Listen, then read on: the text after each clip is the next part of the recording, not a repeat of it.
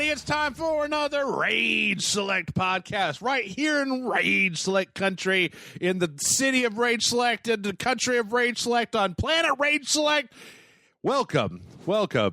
We've come for your women. No, we haven't done that. We come for your mothers. Mars needs moms. Well, no. What's Jason's old thing? Rage Select's for nanas. We're not here for moms. We're here for grandmamas.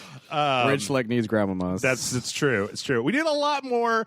I want to see a lot more comments on YouTube of people being like, "You boys swear way too much." I just you don't... boys need Jesus. That's right. So yes, it's time for another Rage Select podcast. This week we are not recording it. Last week Matt and I recorded it starting at 1:30 in the morning. Yeah. Right. So it was partially my fault because I got sick last week. Bad. Who was sick? Who was not sick? None of these things truly matter. What matters is that we've got another Rage Select podcast. Now, usually before we start the Rage Select podcast, I talk about the stuff that I've done over the last week. I haven't done shit except play Hitman 2 and then Red Dead and then some Spyro and eat Taco Bell. Also, by the way, just very briefly, I don't eat that much Taco Bell anymore, but last night I went and ate Taco Bell and that double chalupa. Oh, really? Dude, fuck that. It's harder to eat than a regular chalupa. Really? Well, it's just it's a double wide, tall chalupa, so when you pick it up, it just falls apart bottom faster. just falls out of it, or you take a bite of it and half of it just falls onto your face, and then you're brushing shredded cheese off your face, and the dog won't leave you alone because you drop and just get a regular chalupa, bro. Yeah. Come on, Taco Bell. I expect more from you than just a big-ass chalupa. It was worth a shot, and they ran out of Doritos, I guess. At least it's not French fries anymore. Yeah. Because that was just some lazy Nacho shit. fries. Yeah. Nacho fries. Get out of here, assholes. I know a lot of people hated that stuff. Yeah. I'm looking to go back to the what was the chicken shell... The chicken shell taco that they had, the naked chicken taco. Naked chicken taco. Yeah, come on. I forgot about that. Come on, Taco Bell. It is almost Thanksgiving, and if I can't cook anything this year, then I'm going to Taco Bell because you'll be open, and I want something that's better than a fucking double wide chalupa. Taco Bell has gotten lazy. Yes, that's what we're saying. Taco Bell, they're done, man. Get creative again. Yep. So yeah, that's what I did last week. Did you do anything interesting last week? You were sick last week. I was sick last week, but during that time frame, I started reading the My Hero Academia manga. Oh. Because I got into the show not too long ago. My friend introduced me to the show after season 3 was done. Right. I was like, well, I want more of this. No, you got to control yourself. And I was like, you know what? I'll read it. I'll see what the manga's up to right now. This is a bad idea. 3 days later, I read all of the manga, all of it, and I was just like, well, now I got to wait for more of it to come out. And I've made this much worse than it would have been if I just waited for the anime. Because now when season 4 of the show comes out, you already know what's going to happen in season 4. Yeah. So now it's you've added insult to injury, my friend. I just made it worse for myself. Just gone back and read Hellsing or Death Note or I've been playing Red Dead still. Yeah. There's something I watched besides Castlevania. I'm still watching The Good Place. I watched 3 episodes of She-Ra. Oh, is that out already? Yeah, it came out. I mean, it was fine. I mean, here's the thing. I don't have any big nostalgia for She-Ra, and I watched it and I was just it reminded me a lot of Voltron. It seemed good. Oh, okay. But maybe just not a thing that I wanted to watch back to back 15 episodes of right away or however many episodes there were. Yeah. So I mean, it was fine. I didn't, I've never been boo to She-Ra. Yeah, I mean, no. Take her or leave her, to be honest. No, here's the thing. I was boo to She-Ra when She-Ra came out, when I was a child, because it was just chick He-Man guy, Gem of the Holograms. Female He-Man, yeah. was a thing.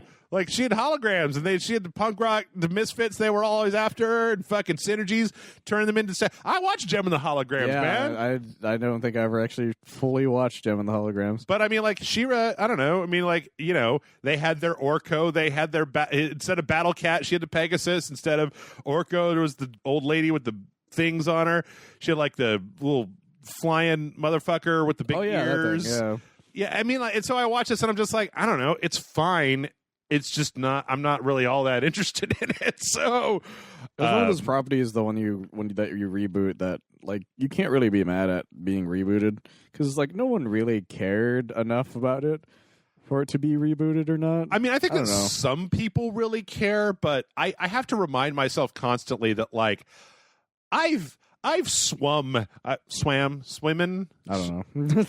I have swum. Depending on the way what you're using it in a sentence as. I have dived deep into the pools of my own nostalgia, and I've come back going like, I don't ever want to watch fucking Thundercats or Silverhawks or like those shows were no good. I mean, they were for me when I was a baby slash a child, right? Thundercats still has a great theme song though. Yeah, I mean, I'll watch the theme songs, but like I don't want to watch individual episodes of Centurions and find out how bad Centurions was. I don't really want to go back and watch Transformers, like the show. Watching old Transformers episodes is also the worst and the best thing ever because there are funny fucking moments in it. Like I was watching it with a friend, and there's a part where it's like a governor or something like. He orders the Autobots to leave or something because Megatron's like, we'll be friends now. And after the Autobots leave, he's like, okay, you're all my slaves now. And like the governor's like, never. And then like Megatron smacks him and then just immediately hits the ground because of the way the frames are set. Oh, right. And I couldn't stop laughing for like a solid minute because there was no there's no animation for him to fall over. Oh, right. It's immediately him on the ground. Yeah. But it's not even like a loud thwack. It's just like. Yeah. Yeah, I mean, to be honest, it's so good. I don't have really all that much interest in going back. You know what? If they wanted to do it, maybe they should do like I've been playing a lot of the Spyro Reignited trilogy because it's solid, right? Yeah. And I'm like, if you wanted to like remake like Transformers, but even then they've already done that 100 every times. time. Like they already remade Thundercats and everything. I don't. Have you ever heard the outtakes for Thundercats that showed up online? No, they're fucking hysterical because one of them, it's the voice actor of Lino. He's like, we have to go save the other, and then he just goes, what the fuck am I saying? Like in the middle of it, he's like, what is this shit? It's so fucking funny because like it's just them just like cursing constantly because they're like, what is this? Good. What am I doing? Well, I'll tell you what else I would like to see a lot of cursing in, and that is Detective Pikachu the movie. And we finally got like an actual honest-to-God trailer. Now, Michael, you probably know a lot more about this than I do because I am traditionally not a Poke guy. I have a pretty good idea. So, no. I know what this is, but the question that I have for you is, has there ever been a live-action, like, real-world Pokemon thing before this? Besides commercials, not really. Okay, because there's a lot of commercial stuff that happen. It is really interesting to kind of just see this world where they have all of these like realistic Pokemon just walking around. Like I'm sure there's a lot of fan fiction stuff. Yeah, like like YouTube videos and stuff. Oh yeah, but anything official, they were usually like commercial related. Okay, I think that it's interesting. If you strip the Pokemon out of this, it kind of looks like a boring teen movie, but then it's got all of, but then like Pikachu shows up and Deadpool's voice comes out of his mouth and you're like, okay. I still remember when the petition was going around to make it Danny DeVito. To make it Danny DeVito, yeah. That was when the game had came out too. Because people wanted him in the game too. Then to be the voice actor in the game. But yeah, it's interesting because I feel like I don't know if in the game he was a Pikachu that could talk. No, it's basically the same thing. It's a Pikachu that can talk, but only one person can hear him. Oh, and that's even how the game was. Okay, like only the kid understood him, and everyone else only hears a Pikachu. That's why he teams up with the kid because no one fucking else can hear him. Okay, so. Like, what do you think? Are you excited for this? Is this like I'm actually is this doing it for you? A little bit because it looks like they actually put some work into it, especially when you like the fact that Pikachu looks like he has fur, right? And some of the other animals like have like scales and stuff, but there's some shots that are like that looks kind of half-assed kind of thing. Yeah, but I'm actually really interested in this because somebody put some kind of work into this. The more you look at it, yeah. And it's like this is the most work I've seen in a video game movie in a long time. I think it would be that's true. What I find really interesting about it though is the fact that we have waited this long to get an honest to God live action Pokemon movie, considering how big Pokemon is. And that two, it's Detective Pikachu that made the movie and not just like an Ash Ketchum versus, because I think everyone would lose their shit if they saw like live action Team Rocket and like, you know, Brock and Ash and all of Misty and all those mofos. To me, it makes sense that it's him though, because the point of him is that he sucks at fighting. Yeah. And so it saves on budget. And so it's one of those things where it's like, yeah, we don't have to animate him to fight. Like, we can animate others fighting, but a lot of it's just going to be him talking to this thing. I wonder if they, I wonder if they'll address at all how Pokemon is just dog fighting. I hope so. How they like capture these animals and then make them fucking fight each other like for status and shit. It's funny like, because people started realizing that Mr. Mime doesn't actually have hair because of this trailer. Oh yeah, because those are just growths on his head. Yes, yeah. And people were like, I thought it was hair. I was like, no, that's part of it, dude. That's like Pokemon are supposed to be fucking creepy looking. Yeah. In fact, I even hear that they hired for the live action designs. They actually got one of the people that did like a lot of like realistic interpretation art of really? Pokemon. Yeah, it makes sense when you look at some of them. Like, I'm sure that you've seen, and they actually have models of them. Yeah, like just lying around. Like there's a Pikachu model they have that looks just like it, kind of thing, and it's amazing. Yeah, like I look don't at know. him. He looks like an actual like honest to god living thing. Yeah, no, it'll be interesting. I mean, I guess the only thing that I can say that gives me pause is that like pun not intended. well, yeah, is that I mean, it does seem like it's skewing towards younger people, and generally speaking, when it comes out, as we just got finished talking about with She-Ra and shit, like it may be a perfectly fine movie that I'm just not interested in because it's for younger people. It's not for me. It's either for younger people or people that are way into Pokemon. Honestly, it looks like they're trying to go for some older people. They're trying to go for like the kids who grew up with it. Yeah, because the trailer is still like adult enough to where it's not like just a 10-year-old's kind of movie. Yeah, it's kind of moody. Like it's trying to still get that detective feel. Yeah, with everything, which I actually kind of appreciate with that. Yeah, I don't know. We'll see. I mean, it definitely is something different. I've never seen anything that looks like this before. Amazing. I can't believe I've lived long enough to see a Pokemon movie that has gotten work on it. You know what? You talk to me. You come back to me, and I'll express the same thing when that Akira movie that was supposed to be happening for the last like 30 years or whatever finally has a trailer or whatever. I mean, I guess there's also the Battle Angel Alita trailer that came out this week. That, and then they're gonna make that Mario Brothers Illumination movie. Oh yeah, yeah. That pops up. I'm curious. I mean, it's about like again. I'm just going on a Jeff repeat here. It took them 30 years to figure out that if you just make like a superhero movie and you put some actual work into it, people will give you every money that they have. Well, it helps that we're getting to the point where the people who grew up with games are finally old enough to like greenlight this shit, to greenlight stuff, or be able to make things. Yeah, because that's what I've noticed with comics and stuff, and so luckily it's starting to go into other things. I don't know, man. Like there was plenty of comic book nerds from the fucking 50s who could have totally been making movies in the 80s. No, but I mean, like, game-wise is what I mean. Like, for games. Yeah. Like Castlevania being a good example of that sort of thing. Yeah. Luckily. All right. Well, Charizard's creeping. What's that? Charizard's kind of creeper. Oh. Yeah, we're just looking at the trailer here. All right, so let's move into some video game news.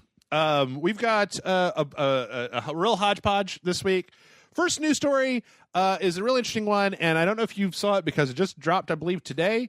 Sony is not going to E3 next year. I found it out like a second before I drove here, but I didn't have time to read it. Yeah. Which is fucking crazy to me. Yep. So here's the thing. Sony has basically come out and said they will not be attending E3 2019. And they were asked, does this mean that you're going to just like go off site and do a thing like EA did? They're like, no, zero. None, nada at E3. That's amazing. And then they said, well, okay, so this year you didn't show that you didn't do the PlayStation experience because you said you didn't have enough things lined up. Even though I'm just like, fucking bro, like of the 4 games you showed at E3, like one of them came out, right? You still have Last of Us 2, Death Stranding, and fucking the samurai game. Yeah, Ghost of Tsushima. Yeah.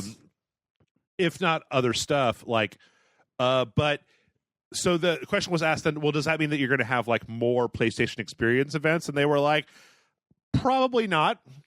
Probably not. That's weird. Like they don't have the lineup apparently in 2019 of like big games to really have these, which is fascinating to me because here's the thing.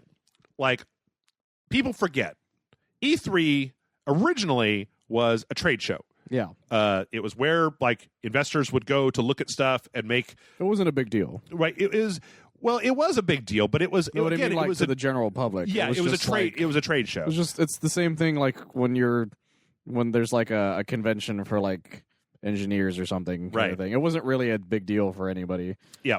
And then, because, I mean, people forget, you probably remember, though, anybody who's been watching E3 for a long enough time remembers that it used to be that, like, Nintendo and Xbox, I feel like, Xbox didn't exist for a while, but, like, Nintendo didn't used to have as big of a stage show. I feel like Sony's had a stage show for a while since the PlayStation, but, like, you know, in the PS3 era, like, those stage shows started with Sony coming out for 40 minutes and talking about, like, the sales figures over the last quarter and their projected sales figures for the next quarter, and then they would show a few trailers. Like, it was a trade show, and then it slowly became a spectacle. And a lot of that, I feel like, is due to the way that it was difficult for game developers to get information out in front of people. Yeah. Especially when, like, gaming news websites, when there was, like, a handful of them that were even worth looking at. And then suddenly, like, slowly, I mean, it used to be like right before Twitch and YouTube and shit like that, that like if you wanted to watch E3, you were watching like the GameSpot stream. Yeah, and it was really shitty. And it was like the only stream. And a lot of times it wasn't even a stream. It was just like you could download the footage after the event, right? And that was if you're lucky for some of them. Right. Because sometimes they were just like, no one can see this. Right. Like there were whole trailers that just happened that people were like, did you hear about this? Like, or you'd be looking at a 2-minute snippet of somebody with a fucking camcorder pointing it at one of the screens where they're doing a demo, or right? Like or a magazine would have like a photo of like a still of it or something. Right. Like, oh, that looks kind of neat. Yeah. Like, stuff like that. So as it mutated less from a trade show into more of just like a big ad, like a 4-day ad for and then there was games. That gap where they didn't let people in for a while. Yeah, because it started to become a thing where studios were getting fucked because they had to halt production in the 3 months leading up to E3 to churn out something that could be shown at E3 instead of just working on the game that they were trying to put out. So then, E3 shut down and they went back to being like a small closed event for a year, I believe, and then they opened it back up to the public. In any case, what this all comes down to is the question of, Michael, I like E3. I want to make this perfectly upfront. I like E3, right? It's a big event. I like to hang out in the chat. People, I made the new website just so that I could have something to do because I broke the old one at E3 this year. Yeah. But do we need E3? Not really, because the thing about E3 back in the day is it used to be the big thing. Like, the internet wasn't really that prominent, so trailers weren't like, you didn't have to just be like YouTube wasn't really a thing. Like, if you wanted to release a trailer back then, you released it. And everyone watched on E3, and sometimes E3 was on like Spike or G4 or something, if you were lucky, kind of thing. And it became this huge thing. It became this like World's Cup-ish kind of event for gamers, and people would rate their team essentially. Yeah, they'd be like, Sony won this year, or Xbox won this year. But now in this day and age, you're just like, I can watch. Just put the trailer out, I'll watch it, maybe I'll get excited. Well, I don't really care anymore. The question becomes, like, if you were a big company that was trying to hype up your game, you're definitely going to have kind of, like, more eyes on directly from being at, like, one of the stage shows of E3. You're going to be guaranteed. But then, like, what I was saying, John and I were talking right before we started this about, like, what if you took the money that you were going to spend at E3 and you took, like, what, a tenth of the money that it takes to rent out this bullshit, build this bullshit, and whatever, and just paid on YouTube to put your fucking launch trailer in front of every single video that plays on YouTube? I mean, I know that, like... That's basically what Nintendo did. Almost. Rockstar does that shit all the time. Like, when Red Dead was getting ready to come out, it was just like, I know Red Dead is coming out! Like, Nintendo was one of the first people to just go, why are we spending money on this? Yeah. We'll just fucking make a quick video. We'll throw it on YouTube. Like, it's the exact same thing. And the exact same amount of people will probably watch it. I mean, and you have to wonder, like, also, if you're going to be announcing a game or a specific thing, like, why not just slot that shit up on Monday on a slow news week, right? Yeah. Like, everybody's going to be just like, oh, shit, you got all these, like, and then, you know, when I was looking at the Detective Pikachu YouTube stuff, it's like, YouTube and people like us, we do the work for Sony. Sony doesn't have to put on a press show. They put out a trailer for Death Stranding. There's going to be tomorrow. There's going to be 1,500 analysis videos of it. There's going to be a few hundred podcasts like us just being like, oh, just get a new Death Stranding trailer. Oh, look good to me. Well, you know, like Kojima farted in this direction, so it has to mean something. Right. You know, it's going to get shared. It's going to get put out there. So the question starts to become like, do you need an E3? You really don't now, because the thing is, you can put a trailer out at any point in time in the year, and it'll get the exact same reaction now. So because I think of the way YouTube is designed. What I would say is the only thing that I think you need E3 for is for people to go hands-on with a game so they can essentially try to tell viewers what it feels like to play a game. But even that is an inelegant, an unexact thing, right? It basically becomes like it's... At this point, E3 should just be like the anime convention that it technically is, basically. I could see that. Like, it's just like, because that's what it's basically an anime convention without the anime part of it. Like, it's all the game side of it, where it's all the nerds hanging out playing the game kind of thing. That's all it is now. Like, that's all you really need it to be. You don't even need big trailers, to be honest. That and if you do, you don't need to have a whole stage show about it anymore. And then, I mean, on the other side of the equation, you ask yourself, like, you know, letting people play a game at E3 would be worse than not. Like, people that were excited will be excited no matter what, and people that weren't excited, and if you have somebody play your game and they come away with a bad impression, then that might even hurt, like, your pre-orders or whatever. Yeah. Like, Sony and that dumb PlayStation Classic that they're putting out with the stupid games on it, right? Like, I watched a video the other day on YouTube that was just like, why I canceled my Sony PlayStation Classic pre-order. And it was like, so... I mean, like, this is really cynical, right? But, like, would Sony have been better just being like, it's got 20 games. You'll find out when it releases in December. $99. Like, take it or leave it. They might sell out. And then, like, when you get it, you're just like, oh, some of these are shit games. And it's just like, well, who cares? You can't return it, right? Yeah. Like, It's like, good luck with that. But, like, that's the thing, is that games don't need huge events anymore. You just need a time frame where, like, because that's the thing with a lot of trailers. A lot of times it's just, hey, we're going to do this thing on Tuesday, and people get just as excited. yeah, absolutely. Absolutely. So, I don't know. I'd be really interested. I mean, like, here's the thing. I like that Sony is, I like E3.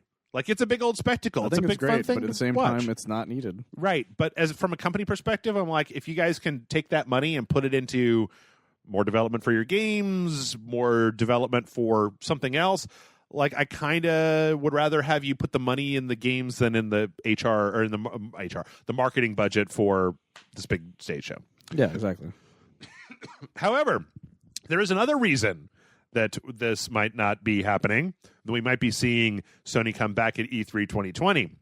So everybody knows that LinkedIn is a place where people fuck up constantly by basically listing on their resume games that don't exist or things that we shouldn't know about, and then people are like, oh, look.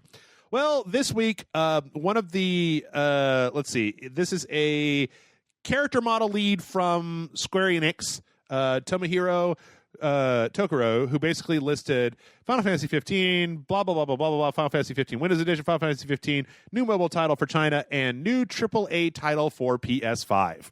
Oh, God. So... there is a good chance that maybe Sony skips E3 this year because they're going all in so that when they come back in 2020, you know, they got a PS5 launch ready to go, you know, type of thing. Maybe they learned that, you know, if they went this year and they announced a PS5, that they might be like, that it might be better to announce in 2020 a PS5 along with an end of the year release date, along with a bunch of the new titles, and just be like, so fuck you. It would be pretty impressive. A lot of people don't realize the PS4 has been out for a while now. Oh, yeah. We got our PlayStation 4s at the beginning of Rage Select's life cycle, and Rage Select is almost 6 years old right now. Damn. And I think that some people have decided that they want, like, what, a 10-year... So this brings up a really interesting question that we won't spend a huge amount of time talking about, which is, like, I got to tell you, Michael, I'm very happy with my PS4 Pro. Like, I don't find myself a lot of times going just like, this fucking shit sucks. Put out a PS5 already. Everything is Like, ugly. yeah. Like, Red Dead is goddamn fantastic looking. Like, I just got done with, Hitman, Spyro. Like, even the stuff that's been coming out recently. Hell, fucking Diablo 3 on the Switch looks great. And that's a goddamn tablet. Like, Exactly. I mean, I don't keep up with, like, the Razor's Edge PC stuff. I'm more than happy to hang out over here in console plebeian land where we don't have to worry about 4K, but, like, I don't know that I want a PlayStation 5. I don't really need one, because the thing is, it used to be, hey, look how much better this looks. Right. But now we're at the point where, like, hey, look at the fact that this horse's balls expand right. in the heat and close in the cold. I'm like, we're at the point where games are literally doing random shit for no reason. Yeah. I just don't know. I mean, hey, man, maybe it's faster. Maybe it's got some different tech in it or something. Maybe it's a fucking tablet that you could slot into a docking station. I don't know. Like, it's Maybe, one of those things where the only people who care about graphics anymore are PC people. Yeah. Because they're like, it's got the 60 frames per second that makes me look like God or something. It's like, I don't give a fuck, dude. Like, I don't like. That's the only reason to make newer versions of consoles now is to get what all the PC gamers are constantly like fucking around with or something. Yeah, I don't really know. Like, it's just there isn't a lot of reason to make new consoles anymore. It also, I mean, it feels really early too. It feels like the PS4, like you said, just came out. It feels like, and maybe that's because we had the Pro refresh right in the middle of it. Yeah, because there's that. There's the Xbox One X in the middle. Yeah, and there's talks of another Switch in the middle of the Switch's life cycle right now. It seems like the games that I'm seeing right now on the PlayStation are about the best looking games I've ever seen, and I just don't know how much better they could look. But hey, you know what? That's what they do, right? Is they announce a PS5, they show you a sizzle trailer, you're just like, oh fuck, this all looks like garbage now. I need something new. Which I'm all for. Like, I remember I didn't buy I think the first Xenoverse, Dragon Ball Xenoverse, because it came out for PS4 at the same time as it came out for 360. Yeah, because I was like, this looks like garbage. I want the new sexy version of it or whatever. And maybe that'll happen with some games towards the end of the year. Possibly. Speaking of new sexiness, oh man, PlayerUnknown Battlegrounds coming to the PS4 on December 7th. Winner, chicken frying pan suit lawsuit. Yep. Cool. I mean, like, I don't like. It's one of those things that's like, look at this thing. Is like, I don't care anymore. I don't know. It stopped being cool the second Fortnite made Thanos a thing. It's weird. I'd be interested. I'm going to be interested to see, especially considering the fact that it looks like you're going to have to buy it. That's not going to be free to play. Like, so Fortnite's free to play, and you have to pre-order PlayerUnknown Battlegrounds. You get the Nathan Drake skin, which last week. I wonder if it'll do the same thing. I told you about this, right? What happened with the Xbox One version? Mm-mm. Well, with the case, if you bought it physically, it was a case that had nothing in it. Oh, just a code? Except for a code for the game. Yeah. I wonder if it's going to be the exact same thing. Probably. Anyway, we'll all be able to find out on December 7th. So that's a thing. Let's shift over from the PlayStation to the Xbox. Crackdown 3 is coming out. It's got a release date. I'm sure it won't be pushed back. I'm sure this is the final release date, February 15th of 2019. Finally a date. Does anybody still care about Crackdown? They announced this the first time the Xbox One came out, right? I believe it was pretty close to actually at the same time as the announcement. They also put out a new trailer for a Wrecking Zone gameplay that, like, it just looks like an old 360 game. I mean, it looks like it plays like an old 360 game. It looks so much like Agents of Mayhem. It's like a 5-on-5 thing, and it looks like Agents of Mayhem except that shit blows up. But what's weird is I think I finally figured it out. Everything in the Crackdown universe looks like a Tron cyberscape. So, like, when it all falls apart, I'm like, I mean, okay. Like, whereas some of the stuff that I see in, like, when I watch a trailer for Just Cause and the big tornado is, like, picking up, things I recognize, like guys and trucks and, like, buildings and stuff. Or not buildings, but... some of them are kind of building-ish. Yeah, but so this just, like, I don't know, man. Like, I never played Crackdown, so maybe I'm not the person to ask. The thing was, the first Crackdown played like kind of the way Saints Row 4 did, where you're this super strong, powerful thing, and you can just wreck shit. Right, and it was fun at the time because it was one of the first games that really did that. kind of correctly for the 360. Yeah. Like the way, the Incredible Hulk Ultimate Destruction kind of was. Right. And so it was that kind of gimmick, and then they made a sequel, and then no one really cared. And then they announced it for this, and it constantly had different things that Xbox wanted to do that just angered people every 20 seconds. Like, you remember the online thing? Oh, yeah. Yeah. Like, there was, and then every time they pushed it back, we're like, well, where is this thing? And now that we see it, it just looks like an old 360 game. I mean, this is this particular mode, so who knows? Well, but it's the animations for some of these things, like the person running. It's supposed to be this cool looking thing, but it's just like this really generic run cycle. It looks so much like Agents of Mayhem that it's just kind of sad. Killing me. Yeah, I don't know. I guess we'll find out February. So I want it to be good because I like the first Crackdown a lot, but I don't know. Hey, you know what? I gotta take a moment to reiterate. I want it to be great. Like I don't want bad games, right? Oh no. I want every game to be the best goddamn game that's ever existed in the history of mankind. So I've never played a Crackdown. I'm interested to see what this one is like when it comes out, but what I'm seeing does not fill me with a lot of hope. Yeah. That's Same. basically where I am. Tempered expectations. So in addition to that, they had some kind of XO 18 stream, which I didn't get a chance to watch. But Microsoft also announced that they're acquiring In Exile and Obsidian, which in addition to at E3 they talked about they grabbed Undead Labs, Playground Games, and then Ninja Theory. Oh yeah.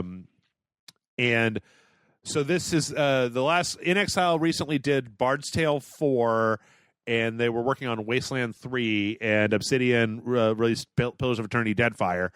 Again, I think that this is a pretty smart strategy for Microsoft. I want them to start putting out games that make me plug in my Xbox. Yeah, I was talking to exclusives. somebody not that long ago. I was like, yeah, the Xbox constantly just doesn't have anything that makes me want to it doesn't make me want to get an Xbox over a PS4 kind of thing. Like, because back when I had a 360, there were constantly times where I look at a PS3 and I'm like, there's a lot of games on there that I'd like to play. But in this generation, I'm like, yeah, I could give a fuck about playing Killer Instinct or Gears, Sunset Overdrive Halo. or Gears or Halo. Which is a shame because Sunset Overdrive looks like really good. But the thing is, I can't justify buying an entire console for one really good looking game. Right.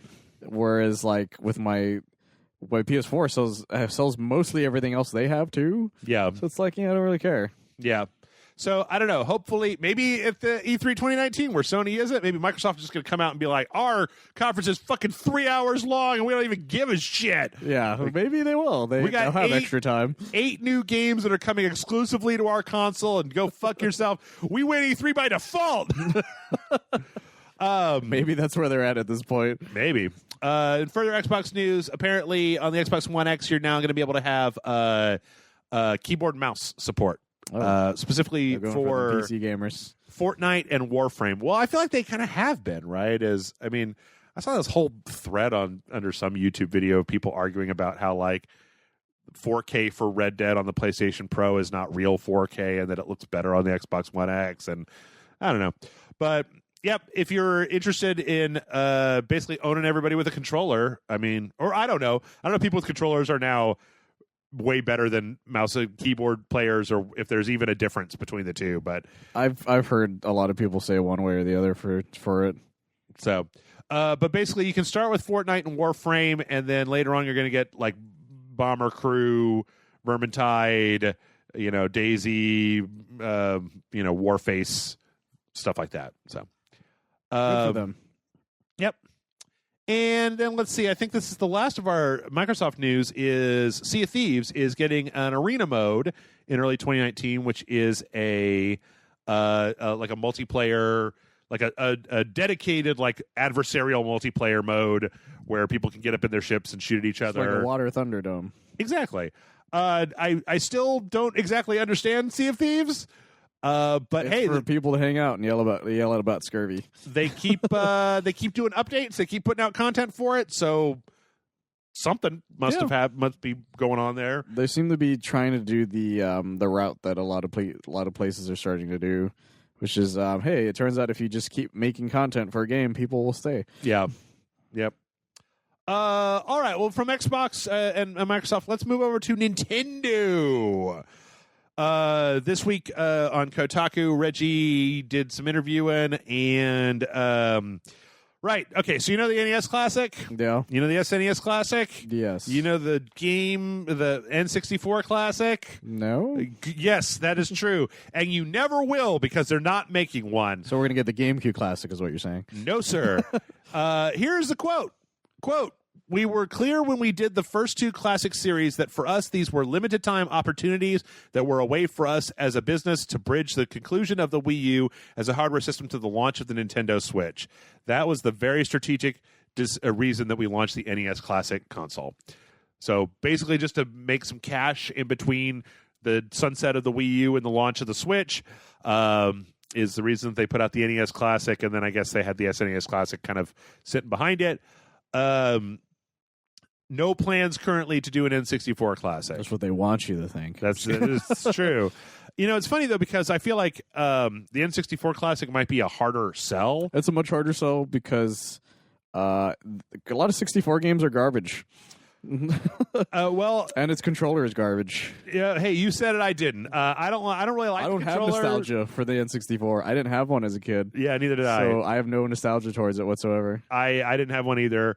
I do know that like games like Ocarina of Time and like Mario 64 that I played later. Yeah, I played them on when they became the handheld. Yeah. They didn't seem to really hold up very. I mean, there were plenty of other games that kind of like, and I understand Super Mario 64 holds up pretty well. I don't know. It's a fun little 3D platformer. I mean, like the problem is I could play that Super Mario 3D World on the Wii U was a fucking super fun like 3D Mario game that was like looked better, sounded better, played better. But it's like going back to Super Mario Brothers kind of thing. It's one of those kinds of things. See, for me, I disagree because I think that like the difference is that side scrollers are their own thing, right? So going back to a side scroll, like there are side scrollers that you can play now, but there is no shortage of 3D platforming kind of adventure things that are currently out that you could be playing as opposed to side scrollers. I don't know. I think Mario 64 holds up. That's just my opinion. Okay. I played it for the DS, so because the DS one I think is a lot easier to play. Yeah. I don't. I like some of the later Mario games. That one didn't do it for me. But in any case, if you're holding your breath waiting for Nintendo to announce an N64 Classic for the holidays, nuh-uh. Yeah. Unfortunate, but it makes sense. And so, hey, maybe you're thinking to yourself, oh, well, maybe they're not going to put out an N64, but you know what? I could always go download some N64 ROMs off the internet.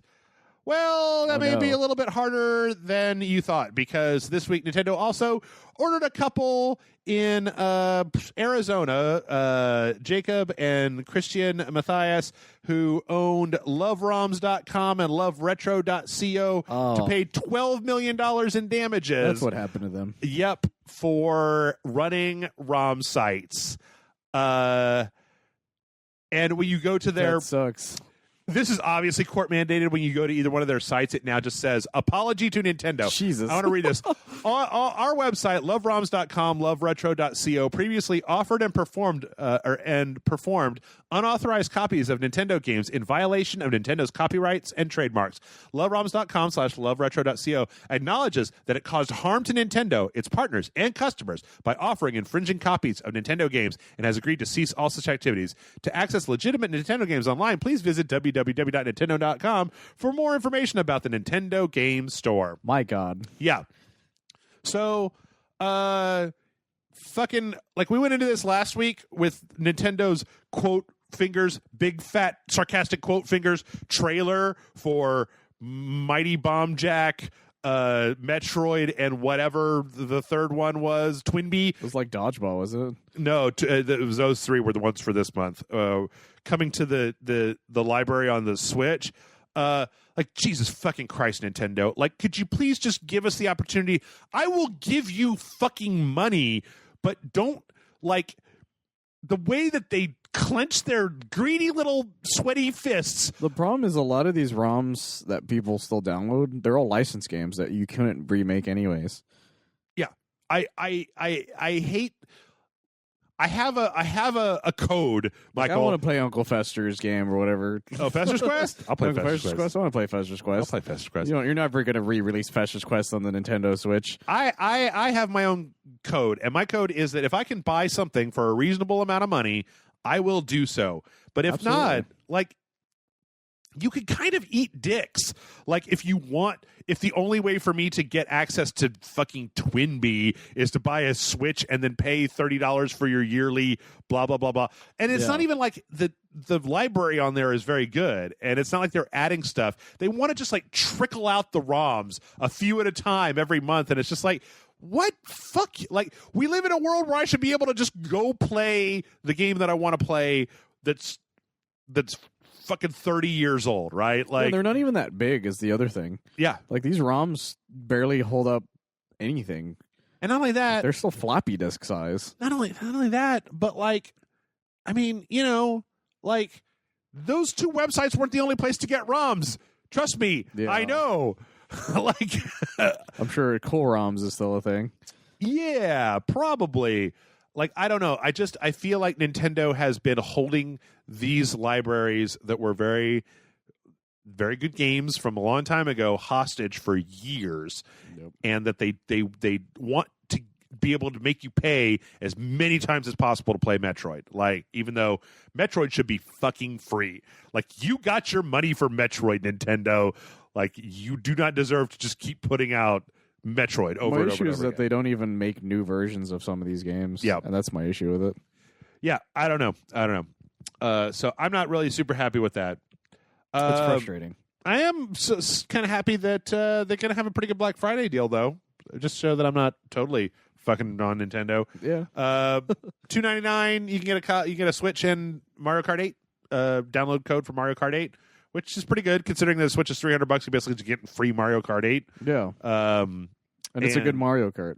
The one that I think is more interesting, though, is the fact that Best Buy is having a deal from November 4th to December 1st where you can get 2 of the Nintendo Labo kits for $100. Really? Which, considering that they usually go for either $70 or $80 per kit, is a hell of a deal. Like, I might go get the robot and the driving one because I don't have those. Oh, okay. I have the original yeah, that's right. house and the Piano and all that. I haven't even built the piano yet. Like, the Labo videos that I spent like a million years editing, just people were like, eh. So, yeah. All right. Well, say you don't have a Nintendo. Say you're a PC gamer and you're like, Jeff, you've been talking about consoles for the last fucking 45 minutes, whatever, however long it's been. What about us on the PC? Well, good news, PC people, because your nostalgia boners can get tweaked as well. This week, EA announced that they are remastering the original Command & Conquer and Command & Conquer Red Alert. Oh, sweet. So there hasn't been a... they're doing this... And the sweet remaster money. Yeah, Petroglyph, which is a company that's done a lot of is comprised of a lot of the people that used to work for Westwood, is being contracted to do it. It's just been announced, like, they signed the papers and then announced this. There's no, like, even concept art yet going on here. That's actually kind of interesting that they would do it that early. Yeah. So it's the first, which it's weird because I think of, the original Command & Conquer is apparently called, like, Tiberian Dawn because the Tiberian Sun, right, was the sequel. But I didn't know that, so they kept talking about Tiberian Dawn, and I'm like, what fucking one is Tiberian Dawn? Okay, fine, cool. I'd rather you do Generals, honestly, because I can't get access to Generals anywhere. Oh, okay. I already own most of these, but what I'm really curious about is whether they're going to do any work or whether they're just going to like work on the UI and all that shit and then just like put them out. So it goes either way with some of these HD ones. Yeah. But that's what makes some of these HD releases kind of interesting. Yeah, like and with EA, I would not be surprised if they blew up the old graphics. I wouldn't put it past that. Yeah. And then honestly, what's kind of weird to me though is that Command & Conquer 1 and Command & Conquer Red Alert 1 are kind of like some of my least favorite Command & Conquer games. Like, they're so early on. Yeah, Red Alert 2 and 3 where they really started ramping up all the batshit insanity, all the craziness. We had the dolphins and fucking George Takei and who was God, what's his name? The guy that was Yuri in there. Shit. Udo Kier as Yuri. Yeah. And then like in 3, it was like what Jenny McCarthy was like the American That's commando right. or whatever. And Tim Curry was also he was the Russian president. The Russian in that one. In 2, I believe. I'm going to space. Yes. I always fucking lose it when he says that. And then in Tiberian, you have, of course, Kane, right? Like, hasn't that guy become like a weird YouTube guy now or something? I think so. In any case, that's the fun thing about some like old voice actors and actors and stuff. They'll just do random shit on YouTube now. Yeah. In any case, I really hope that they do work on this. I really hope that it's not just because I think that both Command and Conquer and Red Alert 2, or Red Alert, like, I think that you could go back and do a minimal amount of work retooling. I mean, the thing that gives me hope is that apparently they're both going to be able to be played in 4K. Oh, wow. And I'm really hoping that they're not just blowing up those shitty old sprites to 4K. And at that point, they have to actually do some work on it. I hope so. Like, oh god, a blob is attacking me. Right. I mean, it's not like there's a huge number of assets in there. Or, I mean, there's a huge number of assets, but like, put some money behind it. Like, you saw at E3 that Command and Conquer has fans, motherfuckers. Absolutely. Like, don't keep boning us. Like, phone games look better though now than they did then, so I feel like it's probably not that hard now. Absolutely. And who knows? Maybe they'll even like eventually they'll have like a big collector's edition. Being that it's EA, they also might do that bullshit thing where if you have like EA Origin access, you get access to it like 3 days early. I guarantee you they're going to. I read an article about how like that was confusing people with Battlefield 5 because it was like if you have the EA Pass thing, then you could get access to Command and Conquer or to Battlefield 5 on the 9th, which was 4 days before we recorded this. I think 7 days as opposed to this came out. And then if you ordered like the deluxe edition, it came out today on Thursday. Okay. But then the regular version, the regular $60 version comes out on Tuesday of next week. So you technically had like 2 waves of people that were able to get in and start playing the game and like level up and get better guns and shit. Yeah. But apparently, about it. according to GameIndustry.biz, there was an interview they talked about where they said publishers are finding this to be a really worthwhile strategy about this whole dumb. And hey, and let's be honest. I love Hitman 2, but Hitman 2 did that same bullshit where there was a gold edition that came out on like Thursday of last week, and then the regular version came out on Tuesday of this week. So, and I hate it. I hate it so much. It's one of those things where people like to say, I will pay any amount of money to play this one game ahead of time. Yeah. And people are doing it, and that's causing this to happen. Yeah. I mean, apparently it's worked out well for Ubisoft and the Assassin's Creeds have had, I think the last 2 Assassin's Creeds have done that, where it's like the $99 version comes out 3 days early. What really sucks for me is that, like, if I was a regular human being, if I was a regular person that just had, like, a job and shit, like, I wouldn't buy a $100 version to play it 3 days early. I just wait 3 days and fucking watch Netflix or play another game, right? I could just finish Red Dead or Fist of the North Star or something. Yeah. But see, because I run this goddamn channel and I want everything to be out as soon as humanly possible, I keep buying these $100 editions of shit, and it's just like, you're just taxing me, bro, and boo. It's a Let's Play tax, is what you're saying. That's exactly what it is. Boo. Anyway, speaking of Battlefield 5, let's talk about some trailers. We got a launch trailer for Battlefield 5, which is pretty Battlefield-y. Kind of one of the better Battlefield 5 trailers that I've seen. I mean, well, at least for this one, yeah. Yeah, it's got the old Battlefield theme song in it. That's probably the best part of it. The whole like dun dun dun dun dun dun. The rest of it, like, I'll be honest, when we got done watching this, I was like, oh, you remember what the trailer for Battlefield 1 was like that had the white stripes in it, the announced trailer? Yeah. We watched that. And it's funny because the music is different and the pacing is slightly different, but like the visuals I mean, like, you know, obviously there's like different airplanes in here than there were in World War One, and like different guns, but like it's all just super fast paced war porn of like and explosions and tanks and a guy jumped out a window and there's airplanes are flying and fucking guys are exploding. There's a jeep. There's a guy on a jeep. There's a guy running around Like it's that. That's the thing of I always laugh at with, especially nowadays with war games. They're like, war is hell, but look how fucking rad it was. Sometimes it's like, what? Yeah, these are two completely conflicting messages. I do think though somebody pointed this out that like if this had been their announcement trailer for Battlefield 5, I feel like people there would have been less of that weird backlash. And Yeah, absolutely, and all that stuff because it's just. This is like a very gender-neutral trailer. It's just shit's exploding. It's just like a shot of adrenaline and explosions. Yeah, it's a minute and 27 seconds of just as many explosions. I don't know which gender effects. that person who exploded is. What gender is that explosion? All I know is whatever gender you are, you most likely explode the exact same way. Yeah, I can still say that I mean, we're going to play Battlefield 5 because I want to see if the story mode's worth a damn. But like. I don't really like Battlefield anymore. Like it's just kind of meh. Like shooters are like that for me now. Well, and especially because it's World War II, and I feel like the game industry was like, it's been long enough. We can finally go back to World War II, and I'm just like, not for me. It hasn't.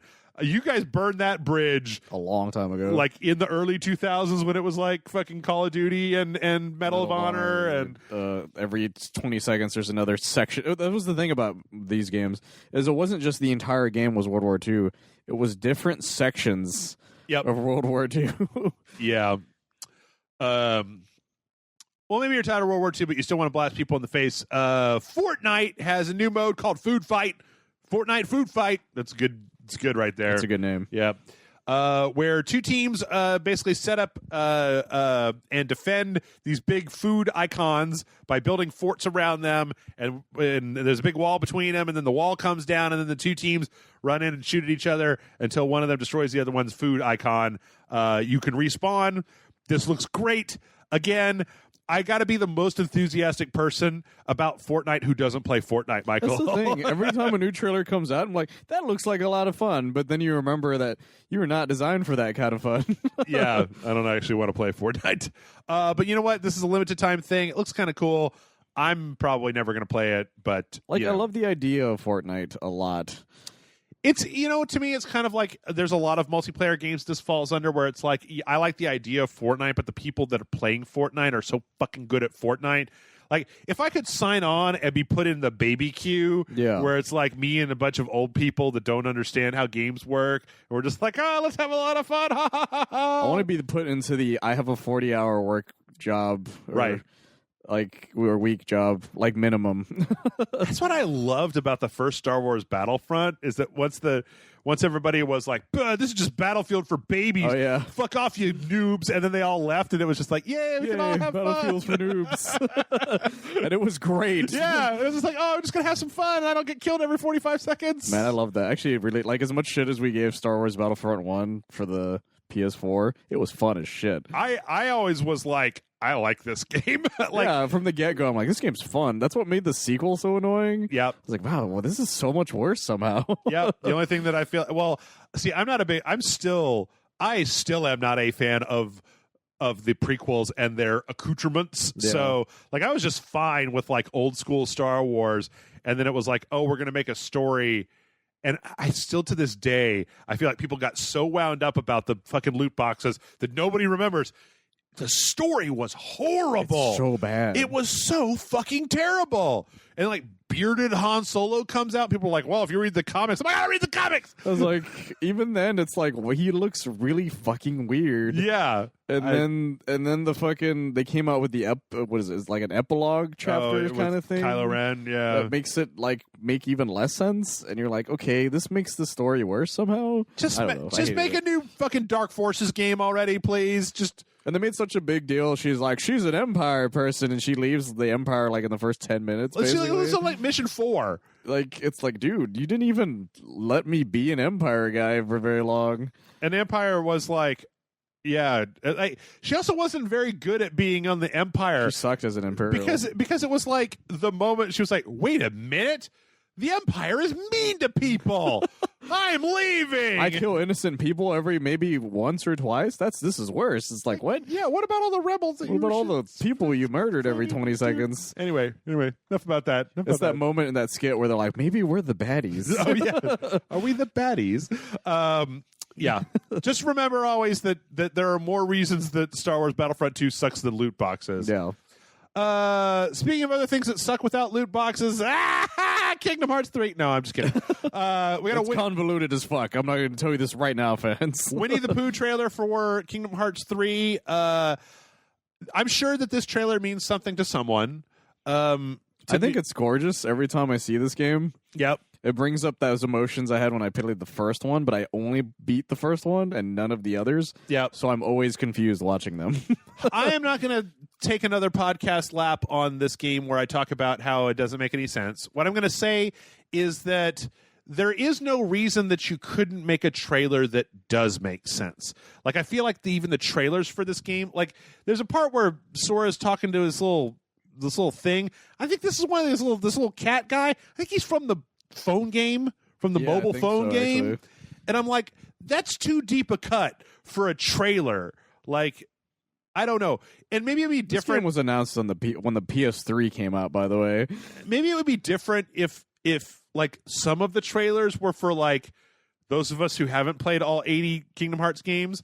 But like, I don't feel like they are. I feel like most of them. Not. Also, this one does that whole thing where they took out the sound effects again, and it just makes it seem really hollow. And there's weird. that part where the dude tries to like rider kick some dude, and it just looks really awkward without sound effects. Right. Yeah. Also, the good on them for getting Johnny Depp for this one, because I remember Is that actually Johnny Depp? Yeah, because they didn't get him for part 2, and it sounded awful. Oh. Okay. In any case, I mean, it's Johnny Depp needs drug money. Looks like a fun game, but well, sort of. It looks like a seizure. It looks like a seizure looks like Kingdom starring Hearts. Disney people. But I'll tell you what else looks like a seizure that's left alive. No, that's not true. This looks like Metal Gear. It looks like Metal Gear for people who really want to still play Metal Gear. Yeah, this game looks like Metal Gear as fuck. Like, and this looks like totally fine with that. Like somebody was trying to rip off it. Like, it's in the grand tradition of when games try to rip off, like when you remember when Medal of Honor tried to be Call of Duty. Oh, yeah. You know that Medal of Honor tried to come back for like a second. Yeah, this is like Front Mission is now trying to be Metal Gear, and it looks like it's kind of succeeding. Like, not entirely. It's got all the great character designs and the great confusing storyline. Well, the character designer is the same guy that did all the Metal Gear character design, so that makes sense. But but when you watch this trailer, I swear to God, if you renamed this trailer and said like new Metal Gear game announced and like maybe did a little bit like put if some you of changed the guy's name the Snake somewhere, Harry Gregson Williams music in there, or called this blonde guy Raiden like at some point during the trailer, like I don't know you could maybe convince me that this was going to be a Metal Gear game. Oh, no, you easily could. Like, if you showed this to me and went, "This is a new Metal Gear game," I would not have questioned you. Yeah. So I don't robots know. walking, weird like military espionage shit. Yeah, it looks like Metal Gear. A lot of weird like future military porn and like different types of weapons and shit that you could throw around and like track it and blah blah blah. It looks a lot like Metal Gear 5's combat system, sort of. Like, I'm humming the Metal Gear Solid 1 theme in my head as this plays, and it works exactly the same. Yeah, I think it totally does. And you know what? I'm fine with that. Like, if you guys want to make a fucking Kmart brand Metal Gear, as long as after Survive, I need something. Yeah, that's just fine with me. Yeah. I'll totally watch that. I'll play the Game Boy Color game again. Fuck it. I will not go that far. Ghost Babel? I will not go that far. It's just like an old Metal Gear game. Well, you could just go download an NES ROM of Metal Gear. Oh, wait. No, you... I mean, yes, you can. The one with the cover from the dude from Terminator. Oh, with Michael Biehn? Yeah. Was that... Yeah. Yeah, it's Michael Biehn. They didn't give a fuck back then. They just took old actors and put them on covers. Big Boss was Solid Snake. Or was Sean Connery. Sean Connery. And then Mel Gibson. He was Mel Gibson, Metal Gear 2, technically. Oh, yeah. Yeah. And then last on the trailer front, we got a trailer for Void Bastards. Which looks like really interesting to me. Yeah, kind of crazy. Some of the developers from Bioshock and System Shock 2 make it a kind of looks like a roguelite, like kind of first person going to spaceships and trying to figure out how to loot them and kill a bunch of stuff. And then if you die, you create a new character. Great style, like a really interesting stylistically, the way that it's cel shaded, but it's got a kind of a a real straight. It looks like a web comic sort of. What I think is interesting is that the enemies are these 2D kind of models. Yeah, almost the way like an old Duke Nukem 3D game was. Yeah, but flashier. Like you said, it looks like a comic almost. Yeah, a web comic come to life. It's really interesting looking. This will be coming out next year and it's going to be starting on the Xbox One, and then I think it's going to be I think it'll be on the PC a little bit after that. But yeah, this looks really interesting. This is the kind of shit that I feel like I want to see more of from Microsoft, right? Of like, hey, take a look at this. It's a crazy game that you kind of want to play, but you can only want to play it on this one platform. So that's the kind of thing that Nintendo is willing to take chances on, that I'm glad Microsoft has started looking into. Oh, yeah. Yeah, I agree. Okay. And then with that, we're going to go ahead and just about wrap it up. Earlier on in the podcast, you mentioned that you would love to play Sunset Overdrive, but you don't have an Xbox One. Well, guess what? By the time you hear this podcast, you'll be able to buy it on Steam. Oh, shit, really? Yep, it's coming out on the PC. You totally get it. And, yeah. Take that, Xbox. Yep. So there you go. Microsoft don't seem a dime from my Microsoft computer. Wait. And by the way, if you have not ever played Sunset Overdrive because you don't have an Xbox, it's a fun game. Like, I heard it was great. It's real fun. It's easy to get into. It's one of those games like, it's unfortunate we're sitting in the middle of one of the greatest game release windows I've ever lived in. Yeah, holy shit. But like, this is a good game. You should play it. Also, do you know what came out on Steam today? I didn't even put this in the news. Oh, somebody told me. What the fuck was it? Killer 7. Shit, was that today? Yep. Just Fuck. like no fanfare. Killer 7's out on Steam. Dropped it out there. Yep. There you go. And it's like $8 or something like that. Here you go, like, nerds, and they threw it at us, and you're like, cool. Like, all right, I am a nerd. I will buy that. Oh yeah, I will play it. Oh, $18. Still not bad. Also, Hellgate London is on Steam now. Huh. The old like Xbox and also PC game that was like a no mention whatsoever. Yeah, it was like a Diablo thing, right? Where it was like there was a loot system and you were wandering around. I remember always being interested in this, but I never actually played it. That's so weird. And that dropped for $10 on Steam today. So by the time you hear this, it'll have already been out for a few days. Let's see. And how about a couple just for fun? One for fun, one that's not fun. If you've ever wanted to drink a bottle of wine with that's made for assassins by assassins, then now you can. There's a winemaker called Lot 18 that was working with Ubisoft to make a whole series of Assassin's Creed wines. Oh, geez. They are, I believe, $40 or $20 a pop. Wait, individual bottles set you back $20, and bottles are available as well. And they've got basically they're themed for Avalon, Arno, Altair, Bayek, Connor, and Ezio. Each one of them is a different wine. I won't say kind these. Of a weird choice of set of people. Yeah, quit trying to make Arno a thing. We don't like Arno. No one cares about Arno. He was in the worst game, so people care more about Connor than they do Arno, and a lot of people don't care for Connor. I was actually thinking about ordering one of these and then like maybe getting wasted on it, and then like talking about how like I don't drink wine normally; it gives me a headache. But I don't know. Maybe it'll give you the ability to do parkour. If I could like just chug this bottle of wine and parkour. What I do think is parkour and just slam down. interesting though is I don't really know anything about wines. These are all 2016, 2015, 2017 ones. I mean, like the Connor one is a Horse Heaven Cabernet Sauvignon, which I know that's a specific thing. But like the Avalon one is a Appellation Côte de Rhône Contrôlée. And what's weird about it is just the Avalon one is like a different shaped bottle. And when you line them all up, like in this picture, all of the dudes, the labels that have the dudes on them are higher than the one that has Avalon on it, where it just a little weird. Pops down. I'm just like, okay. Well, hers is the only one that's like a side game, right? Actually, they released it on the PC, I believe. This is a Vita game, yeah. That then they did an HD re-release of. Well, it's still not like a full title compared to the others. I assume. I don't remember what each one, because Altair, Connor, SEO. Yeah. Is one of them? Bayek is from Origins. Oh, okay. Yeah. They didn't put fucking Kenway in there? No. That's weird. But still, like, come on, guys. Just don't make the one with the chick like a lower label. Weird, but like weirdly shaped too compared to the others. I'm sure it's a not wine. weirdly shaped, but still. I'm sure it's a wine thing. And that when you have that kind of wine, you always put it in that kind of bottle. But like, why are the others though? Like, make one of the others at least the same, because even as a collector, it's kind of dumb looking. It's like, when you buy like the seasons of a DVD, but they don't match like the fucking label on the side, or like 4 seasons. Lose your shit. Yeah. It's like, fuck, dude, come on. Yeah. And last but not least, before we go to the break, we're going to end on a bit of a sad note. I'm sure everybody knows this, but I'll just take a brief moment, pour one out for Mr. Stan Lee. Mr. Stan the Man Lee. Yep. I can't say that I've always agreed with everything that Stan Lee did, but hey, you know what? He did a lot. Yeah, he did. And, sad to see him go, but he left behind a hell of a goddamn legacy. Yeah. So I found out in the middle of work. This is literally how I found out. Yeah. I just took a call, and I hear behind me, so which one of you wants to ruin Michael's day? Oh, Jesus. And I was like, what's going on back there? They're like, I want to be the first to tell you so you don't lose your shit. Yeah. But Stanley died. Oh, man. And I was like, I gotta take a break. And I literally took a break and walked away. Wow. Because I was just like, I was devastated. Yeah. Like, I was just like, oh my God, like, what am I gonna do? And it was like 2:00 of my shift that goes on to like 8. And I was like, oh God, like, what am I gonna do with the rest of my day? It sucked. Yeah. Yeah. And on that happy note, let's take a break.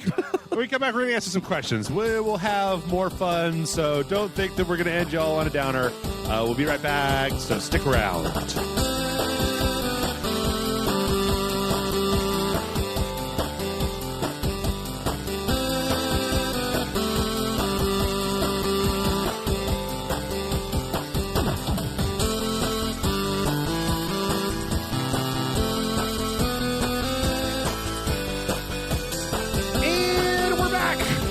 It's time for questions. But before questions, let's talk about Hitman 2. It's great. All right, let's talk about questions. Mail@RageSelect.com's email address. I'll talk more about Hitman at a later date. We got a lot of questions this week, so if we run out of time, if we get through all these questions in time, I'll talk about Hitman 2. But basically, all you need to know is like the Sean Bean dies again. It's not yet. He's not. He's the first elusive target. Oh, that's right. So far, though, he's going to though.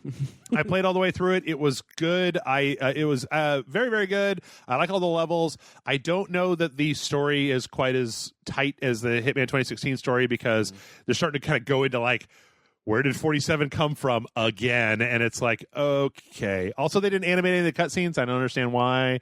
But the actual like minute-to-minute gameplay on the level is like, to me, just as solid as it was in Hitman 2016. So, if you liked Hitman 2016, and everybody fucking knows that I do because I won't shut up about it, Hitman 2 is great. Yes. Bum. Mailracer.com is the email address. Our first question this week comes in from Ashanti79, who says, good morning/evening, Jeff and Michael. My wife from time to time expresses interest in gaming, and I've bought several games on Steam that have local co-op, but she doesn't have the gaming instinct with a controller. The only games that we wind up playing are Castle Crashers, since there's no platforming, complicated combo or moveset. When I try to play more complicated games like Magicka, Trine, Guacamelee, or Helldivers, we both just get frustrated. Is there a regiment of games that you can recommend that would help her brain gradually make the connections between a controller and a character on the screen? Thanks so much for your time. From Ashanti79. It's funny. In the years past, we've got this question, and this question has had I've listed off like a whole series of different things, but now I feel like the answer is really, really simple. Get an NES Classic. Like, start with an NES Classic. People tend to forget that this monster, I'm holding a PlayStation 4 controller, this monster of different control inputs that are all like, the buttons have different push sensitivities, and you've got like the analog sticks that also click in, and the triggers have the analog on the triggers, touchpad, D-pad. Like, this number of inputs for one thing is pretty fucking intimidating. And most of us that played games started somewhere in the past when I feel like the controllers, either we started in the past when our brains were young and malleable and able to just like put all this shit together, or we started like me with something like an NES where it's just like, NES is simple, right? For most games, you got a D-pad, 2 buttons. That's all you got to worry about. So, in all honesty, the easiest solution to this, Ashanti, is basically start with an NES Classic, play a bunch of that, buy the second controller, move to an SNES Classic where you got 4 buttons and two shoulder buttons, and then from there, once I would say like 6 months to a year on each one of those systems, just to get the brain hand coordination like grooves like locked into your brain, right? Just like bam, right? They're in there. You don't go worry about it. It's fine. From there, I've always been a really, really big proponent of like Portal, because Portal is a game that you can use to get used to the like kind of dual analog stick type of thing. But Portal, there's not as big stakes, right? Yeah. Like it starts where if you fuck up, and even if you die in a Portal level, it's like, you just respawn and then you just try it again, right? Like, there's nothing shooting at you. There's no like, there's the turrets later on, but but they're all puzzle related, right? You don't have to like shoot back at it, kind of thing. Exactly. So I think that games like that, like Guacamelee, of the games that you listed, like, I'm not trying to harsh on you here, Ashanti, but like Magica, are you fucking kidding me? Like the way that you have to, I could barely play Magica on the computer where you're using 2 rows of keyboard keys to put those spells together, right? Where you're just like, what is it? Like water, rock, shield, ray. Okay. And then shoot that. Like, I can't imagine, or Trine, where you have to have the mental acuity to be able to switch between the different characters, like on the fly. Like, I'd start with something very simple, like an NES Classic. Either that or just like think of stuff that would be like on an NES Classic. I think platformers is a great idea. Like the new Spyro came out. Is a great idea, I think, for that. Like, because it teaches, like, it's not too complicated. Yeah. And it teaches you timing, and it teaches you, like, to pay attention to which way you're going, like, and, which buttons you have to hit to make that certain piece of timing hit. Mm-hmm. The same with, like any platformer, like you said, Nintendo-wise. Yep. Anything, especially if you don't want to get, like, or you can't find a Nintendo Classic, you can't find something like that, like, just find any kind of platformer. Those things are easy enough to where you could probably pull something like that off. There's a lot out there that'll work. I just typed platformer into Steam and did a thing. Celeste, that came out earlier this year, has been, I haven't actually played it, but it's been like universally kind of acclaimed for, it's got like a variable difficulty curve on it where you can kind of make it as hard or as simple as you want, but it's like a 2D kind of platformer. The thing is that you can, I think that one of the first steps to getting that hand-eye, like that synesthesia, right, where like you look at the screen and you think right and then your hands just do what you want, is 2D side-scrollers are very good for that, because you're only dealing, like, it makes so much sense in your brain, right? I push right on the stick, it goes right. I push left on the stick, it goes left, right? Yeah. Like, there's no, like, when you start talking about translating 3-dimensional, like, looking around into a controller, it starts to become a little bit more funky and abstract. Like, for the longest time, I couldn't play first-person shooters with a controller. Oh, okay. I refused to, because I did it on the PC. Like, I was back in the, like, Counter-Strike Half-Life days, right? Makes sense. And then it was when Modern Warfare came out on the PlayStation 4 that I basically was like, okay, I'm just going to get this game, and I'm going to sit here until it makes sense in my brain. And it took a while. Like, it took time. I didn't ever play like Disruptor or any of the like old PlayStation like first person shooters. Well, Halo 1 was like the first one that really got me to understand shooters better on a controller. Yeah. Like, although before that I was playing Duke Nukem Total Meltdown on an old PS1. Yeah. Which was like way worse to play now because there's no second thing. But yeah, it's just like, honestly, platformers and hell, some beat 'em ups. Well, those are the best ideas you have. Mm-hmm. Ori and the Blind Forest, that's another good one that you could totally, because that's just like, a Metroidvania. In all honesty, it's like you go from Super Mario Brothers on the NES Classic, Super Mario Brothers 2, Super Mario Brothers 3 is a nice progression of difficulty. Go to Super Mario World on the SNES Classic, and then Super Metroid. Here you go. Straight into Super Metroid. Take everything that you've learned, but now you've got like a persistent world that you're dealing with instead of just like a level that you're going from one side to the other. But if you're looking for more stuff for 3D, walking simulators work pretty well for that. Stuff like Soma or Gone Home, so you can walk around. Yeah, Gone Home is a good one. What Remains of Edith Finch, like that was a pretty well received one. But yeah, I would say start with side scrollers because you have to. And the thing is that you have to build it up. Like you need to play all the way through, like Super Mario Brothers 2, right? Like Super Mario Brothers 1 can be a little bit. It can be a pain in the ass. When you get to level 5 and then you run out of lives and it's just like start over. You hear the same song enough times, you're gonna shoot. Like you're just like, this isn't as cool as it used to be. Right.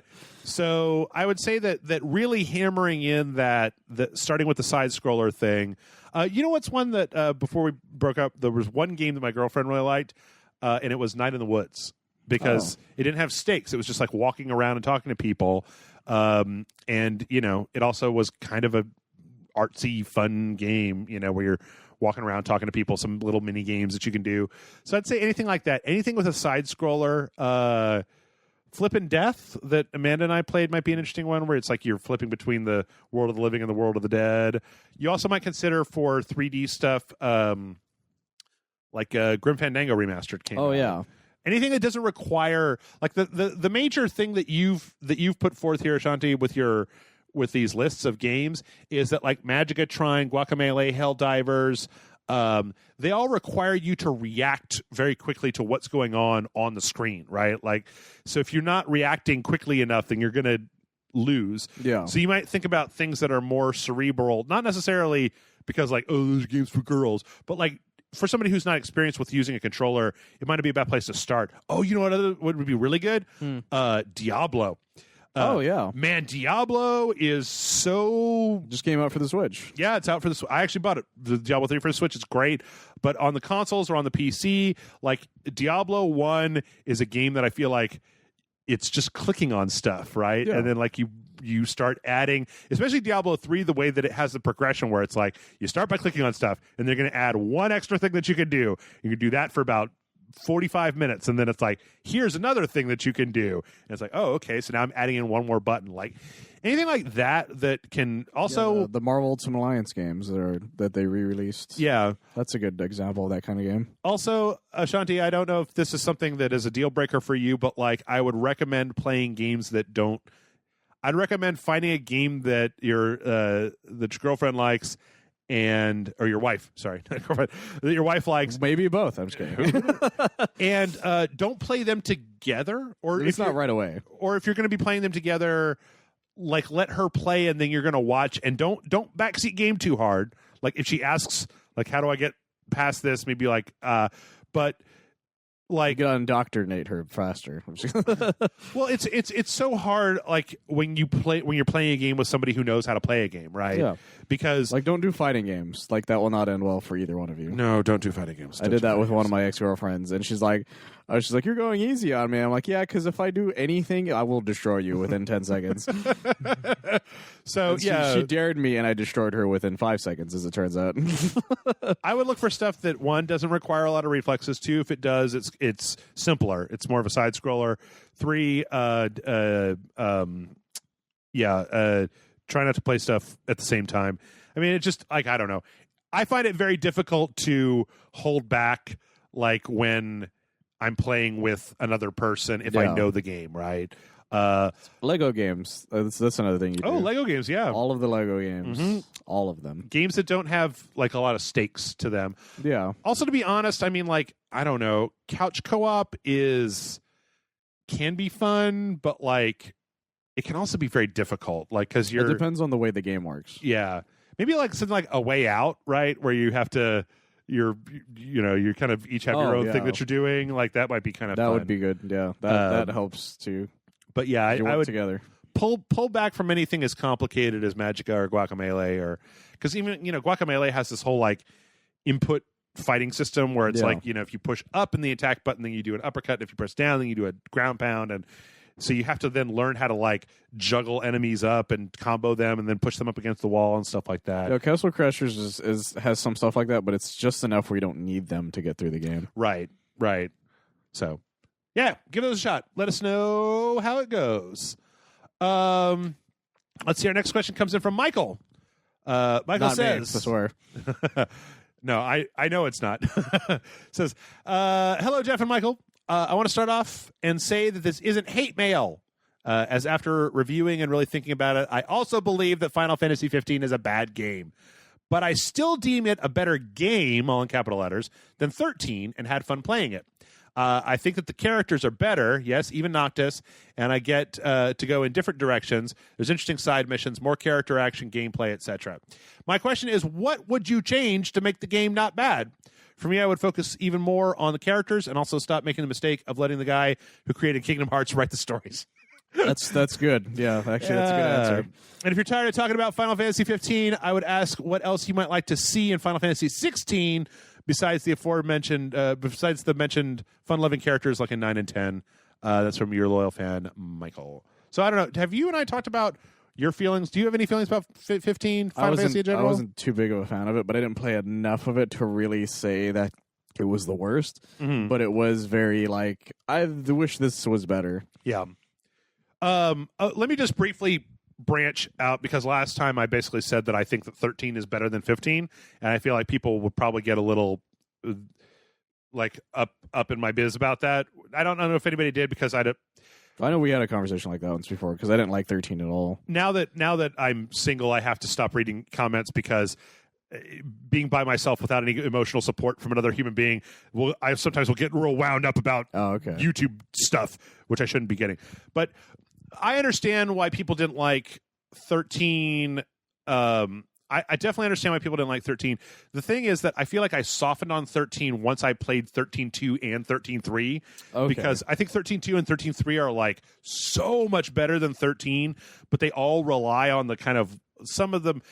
They mean more if you've played 13. And so, but one of the things that I really like about 13 that I think that 15 kind of threw away in a bad way was Final Fantasy's had this like weird, very inconsistent arc about what you're doing in the game, right? It's like in Final Fantasy, 8, 9, 10, all those games. I mean, Final Fantasy 10 might as well have been Final Fantasy 1. Like you got all our guys on this side, all the enemies on this side you're going to hit. And there was obviously like you could switch out characters, and there were like different elemental weaknesses and weapon weaknesses and stuff like that. But it was guys on this side and guys on this side, and we're going to hit back and forth until somebody's dead. And I feel like that was true of 9 and 8. And you know, sometimes you have the active time battle system, which I mean is okay, but it's not exactly like a game changer. It's good. It's just not exactly like the biggest thing. One of the things I really liked about Final Fantasy 13, though, was the idea of, okay, listen, you've played 13 of these games where we line the guys up on one side and the guys up on the other side, and then they go back and forth and punch, punch, punch. Yeah. This one's going to be real time, but instead of controlling individual actions, you're going to control tactic sets. So you're going to switch between like an offensive set of tactics and a defensive set of tactics and like a mixed set of tactics. And I kind of like that because it was like, you know, whenever you're playing a JRPG and you get to like hour 40 and you're just like, oh, here I go again. Yeah. Attack the blob. Go killing again. Attack the blob. Cast ice on the blob. They did it. Round 2. All right. Like you hear that every like 10 minutes. Right. You're just like hit heal on this guy. You cast shell. Like you know what you're gonna do. Like this, you already know what you're doing. It actually earlier on, like Final Fantasy Star 4, I think, had like a thing where you could make macros where you could basically just like, I want to do attack, or like Bravely Default, and some even Persona has things where it's just like everybody attack, and I don't give a shit. These are too low level. Just everybody hit the attack button. And you know what? Also fast forward, which considering the number of games that have had RPGs that have had like a fast forward mechanic should tell you something about us wanting to see every single combat. So I thought that there was an interesting idea in 13 of having the upper level tactics and then just let my guys do what they want to do. Like I already know what they're going to do. It's the Kingdom Hearts route. Well, is it? Because I thought Kingdom Hearts is very much just like hit the button. Each attack is a button. Hit the button to attack. Hit the button to attack. Everybody else is doing their thing. You tell him to heal you. You tell that dude to fuck up that thing. Yeah, you're paying attention to your health. Like it's all real time stuff, right? Kind of thing. Because that's the thing is Final Fantasy 13 was very much building on top of what Kingdom Hearts was already doing at that point. And then 12, had the programming system, right? Where you would basically unlock different verbs and nouns, and then you would kind of just, at a certain point, kind of let your guys just do whatever, and then hit the limit break button every so often. Yeah, I remember I was at my friend's house, and I was like, what are you doing? He's like, I'm watching Final Fantasy 12. I was like, what do you mean you're watching it? He's like, yeah, they do everything. I mean, literally everything. Yeah. So, and then, 13.2 was just we stand on one side and they stand on the other side, and we attack, right? They went back to that. 13.3 was like lightning stands on one side. Yeah. Or no, lightning I actually don't remember. Attacked specific targets. I don't even remember how that one went. I remember liking both of those though. And the end of Final Fantasy 13 is that's a wackadoo. You gotta fight God. You gotta fight God, like God at the end of Final Fantasy 13. And you give me shit for fucking Lords of Shadow. Hey, they built up to it with 3 games, and the last game was like the world. God is going to end the world in 7 days. Lightning is in heaven. Go down and make sure everybody's cool with the world ending. Less sense. Makes sense if you played all of them. 13.2, I think, is just woefully underrated, and that should tell you something, considering that it's like Lightning's sister, like a douchebag with a headband from the future, and then like the third slot in your party is taken up by like you capture monsters like Pokemon and then make them the third slot in your party. That one was Lightning Returns, or is that the third one? That's the third one. Okay. In any case, okay, so 15. Let's go back to 15. My question is, what would you change to make the game not bad? Gain experience like normal? I got a lot of ideas about this. One is the major more picture taking. I'm just kidding. My major problem with Final Fantasy 15 is the story doesn't work. The worst part about it, Final Fantasy 15 story is that you have to watch the anime and the Blu-ray movie or whatever, Kingsglaive and Brothers or whatever that is, to understand some of it, and you're just like, I don't want to do that. I watched Kingsglaive and I was like, so there's a degree of world building that you can do, and like you can start a game in media res, right? Like that's what they did, was like they're broken down on the road and they're going towards the thing. The problem is just that they never really hammered down like the world and what was going on in the world, or if they did, I didn't get to it in the first 12 hours or whatever. Maybe like the Switch version will make it more condensed or something. The Switch version, you've seen that, right? 15. Yeah, you didn't see that they came out with on the Switch. Yeah, they made an announcement a while back. They made Final Fantasy 15 for the Switch, but everybody's like a chibi. Oh, it's the phone game. Yeah, it's the phone version. They put it out on the PS4. I actually bought it on the PS4. Oh, okay, yeah, it was also on the Switch, if I remember correctly. But it's the entirety of Final Fantasy 15. But everybody's like chibi as fuck. Yeah. So the first thing that I would do is start the game with if you're not going to have a Deus Ex explainer about like what the fuck this world is, then you need to start with like thousands of years ago in the kingdom of Glablonia, give me the Star Wars scroll. The 8 knights of Flargadoo fought the kings of Schmackada Blackada from the lands of Clarblania, right? And then like 12 years after that, there was the cataclysm when the great beast from beyond the stars came back, and the prophecy was foretold that eventually blah blah blah blah blah blah blah. You know, the bullshit, right? The Scientology stuff, yes. Right? Like, and if you're not going to have somebody who's just like an audience surrogate who's just like, oh, how many years is it until the Garbaflarb is supposed to come back? And they're just like, oh, it's been 20 years since the cataclysm, the great cataclysm. Or one of the things that I think is bad about Final Fantasy, and one of the things I think is really bad about Final Fantasy 13, is the fact that they don't name things well. Oh, yeah. Is that like in Final Fantasy 13, it's like, your sister's going to become a Fal'Cie, so we need to find the l'Cie in Cieth so we can escape Shell to get to the overworld. And it's like, what does any of that mean? And the fact that Fal'Cie, l'Cie, and Cieth are all 3 different things that are very important, and you need to remember those. It's like, guys, could you not have named this like I'm very impressed you were able to know all of those. Taco, Toyota, and Because at least in Final Star Fantasy Fox? 7, it's just like Midgar, Sephiroth. These Right. all sound like real, not even real names, but they sound like anime names I could memorize. Right. So there's a part where you get too up your own ass with the lore where you're like, Yeah. So the first thing that I would do is straighten out the motherfucking story, right? Like if you have a character who's important, it like talk about them and show them early and then like build up to them. Like there was a level in Final Fantasy 15 where it's just like one of the bad guys is now part of your party, and I was like, why? Who is this? Oh, yeah, that's right. What? The second thing I would do is fucking change those characters. Like, you like the characters. A lot of people like the characters. I find them to be the most... They might as well be fucking My Little Ponies or Sailor Moons or any of the... They're just archetypes, right? Yeah. It's fucking sporty fantasy, jock fantasy, nerd fantasy, and emo fantasy. Those are the four guys. All in one. Right. And it, like, you know what? I was talking about this on the last podcast where people get a lot of shit, but like Titus was a jock, right? But then you had like Yuna and Kimari and like Aron and Memorable people. Lulu and Waka. I don't like Waka, but at least Waka was like a guy, and like I know what Waka's all about, Yeah. right? Like, Waka Waka. Exactly. And those four just they just kind of blended together. Like, I mean, hell, at the very least, make them wear different outfits, right? They're like Entourage.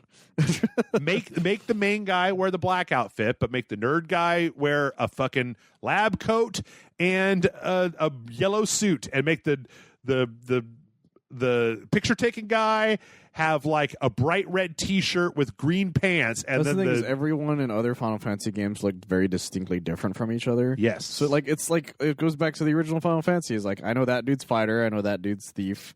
Yes. I know that dude's red mage, white mage, black mage. Like I know who's who. Yes. Just by looking at them. Yep. And this, it's like, who are you again? You're the one who makes the food, right? Yeah. Also, I think the fighting system just doesn't work. Like, as much as I would like to say that the real time, I feel like Square has had this bug up their ass for years about trying to make all the Final Fantasy games into real time fighting, and I just don't think it's necessary. It's just like I said, it's one of those things since Kingdom Hearts. They started going, well, people don't actually like mind if we do this, and that translated in their heads that we don't have to make normal RPGs anymore. Right. When, like, Persona 5, walk around, get into a combat, everybody lines up. It's fine. I love it still. Bravely Default, Bravely Second, Yeah. Like, there's plenty of games out Square's there. not the RPG guy anymore. Yeah. And I just don't know why they continue to insist on not making turn-based combat.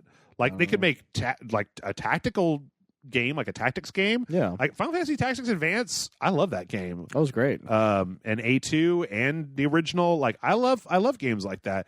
It's real easy to understand. It's kind of going back to the previous question of just like, you could show me a bunch of guys lined up on one side, a bunch of guys lined up on the other side.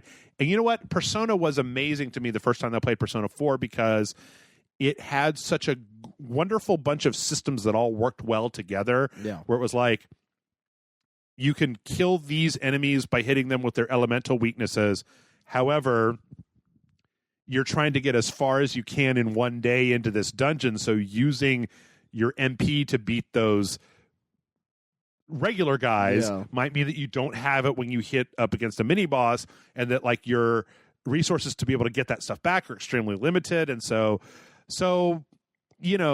all those sorts of things go together to kind of create a tension, and I just didn't feel that in 15. So that's what I would mainly do, is make the characters different. I would also make more of them. Like one of the things that Final Fantasy has always had that I feel like Final Fantasy 15 really dropped the ball on is like different characters with different specialties where you can basically craft your own party. Oh yeah. Right? Whereas this one, it was like, well, these guys, they're all a bunch of dude bros that hang out with the one guy, the one dude bro. The one guy always uses a big sword. The one guy always uses guns. The one guy always uses like daggers, right? And you can equip different daggers, but you could never make like a... You can never have like a dog, an old dude, and like the weird thief person. Like, right. Like you can't do that with these four guys. Then that party mechanic gives you different advantages and disadvantages, and it makes it feel, to me, closer to me, because I feel like by customizing that's my group of guys. Like exactly. Like you and I have been talking about Red Dead 2, you know, and I think it's become pretty obvious in our talks about Red Dead 2 that you use pistols a lot and I use shotguns a lot. And like shotgun so many things apparently. I love the shotgun, and like and it makes me feel like my Arthur Morgan experience is my Arthur Morgan experience because I always get out a shotgun whenever we're getting ready to do anything because I fucking love the shotgun. So like by making it so that they always are dressed the same way, except for there's some cosmetic stuff. I mean, there's some cosmetic stuff you can get, but like their outfits don't change very much, or when they do, it's like a full outfit change. Like let me put different armors on or customize different things. And maybe that stuff has happened since the DLC, or maybe I didn't get far enough in the main story and it happens later, but it just, none of it clicked. Like it did never hook me to the point where I was like, and most of it was the story. Most of it was the like, I don't know why I'm doing this. Like, I don't know why I'm going to the tombs to get these weapons. Is that going to help me? I haven't fully latched on to a Final Fantasy game in years. Yeah. I couldn't tell you what the last one I truly enjoyed was. Yeah. I don't know. 10 was probably my last one that was really... I mean, like, I liked 13.2 and 13.3, but, you know, then you ended up trying to tell people, no, you should play 13.3. Yeah. Lightning fights God at the end. And they're just like, what? Get the fuck out of here. I think 9 and 10 were the last ones that I remember playing at all, to be honest. For 16, you know what? Like, look, man, I've been doing a little bit more anime watching and stuff like that recently. Give me an eclectic group of characters that have chemistry between each other, and make the story something that's reasonable, like reasonable to follow. One of the reasons that 12 got away from me and I never finished it was because eventually I feel like the plot got so convoluted that I didn't know why I was doing anything anymore. I was just like, why am I doing any of this? Like 10 was. You may like it was convoluted in it, but it was like anime convoluted, which is normal convoluted. Right. You know what I mean? Yeah. Like 7 was convoluted, but you still were like, I know why I'm going to this area. The same with 8, at least up until a point. But yeah, with some once you get to 10, it started kind of getting to that point. Even 10 though, it's then like 10-2 was like very much into that point. Oh yeah. But in 10, I mean, it's like, you know what? Titus goes back in time, or something happens. Fights his dad. Right. Fucking crazy shit. But then the thing is that as much as the whole sin plot is a thing at the beginning, it's like he goes back and then immediately it becomes, oh, he meets Yuna, he likes her, he's going to follow her on her journey because maybe we can find something out. And then it's like the dumb hair guy that wants to bang Yuna comes out, and you're like, ooh, I don't like that guy. I don't like the dumb hair guy. Fuck that guy. Right. In anime particularly. Yeah. So, you know, and then they keep kind of moving you along through the plot with enough breadcrumbs to just be like, oh, okay. Oh, okay. Oh, okay. And like you knew why you went from point A to point B kind of thing. Yeah. Like it kind of kept moving along to the point where you're like, all right. You know what I'd really like to see them do is something maybe like a Persona, where they have a turn-based, like a limited time. Oh yeah. Right? Like again, not to keep just harping on this one game that nobody fucking except for me has played, but 13.3 was like happening in real time. Like it was happening minutes at a time, and you had 7 days until the world was going to end.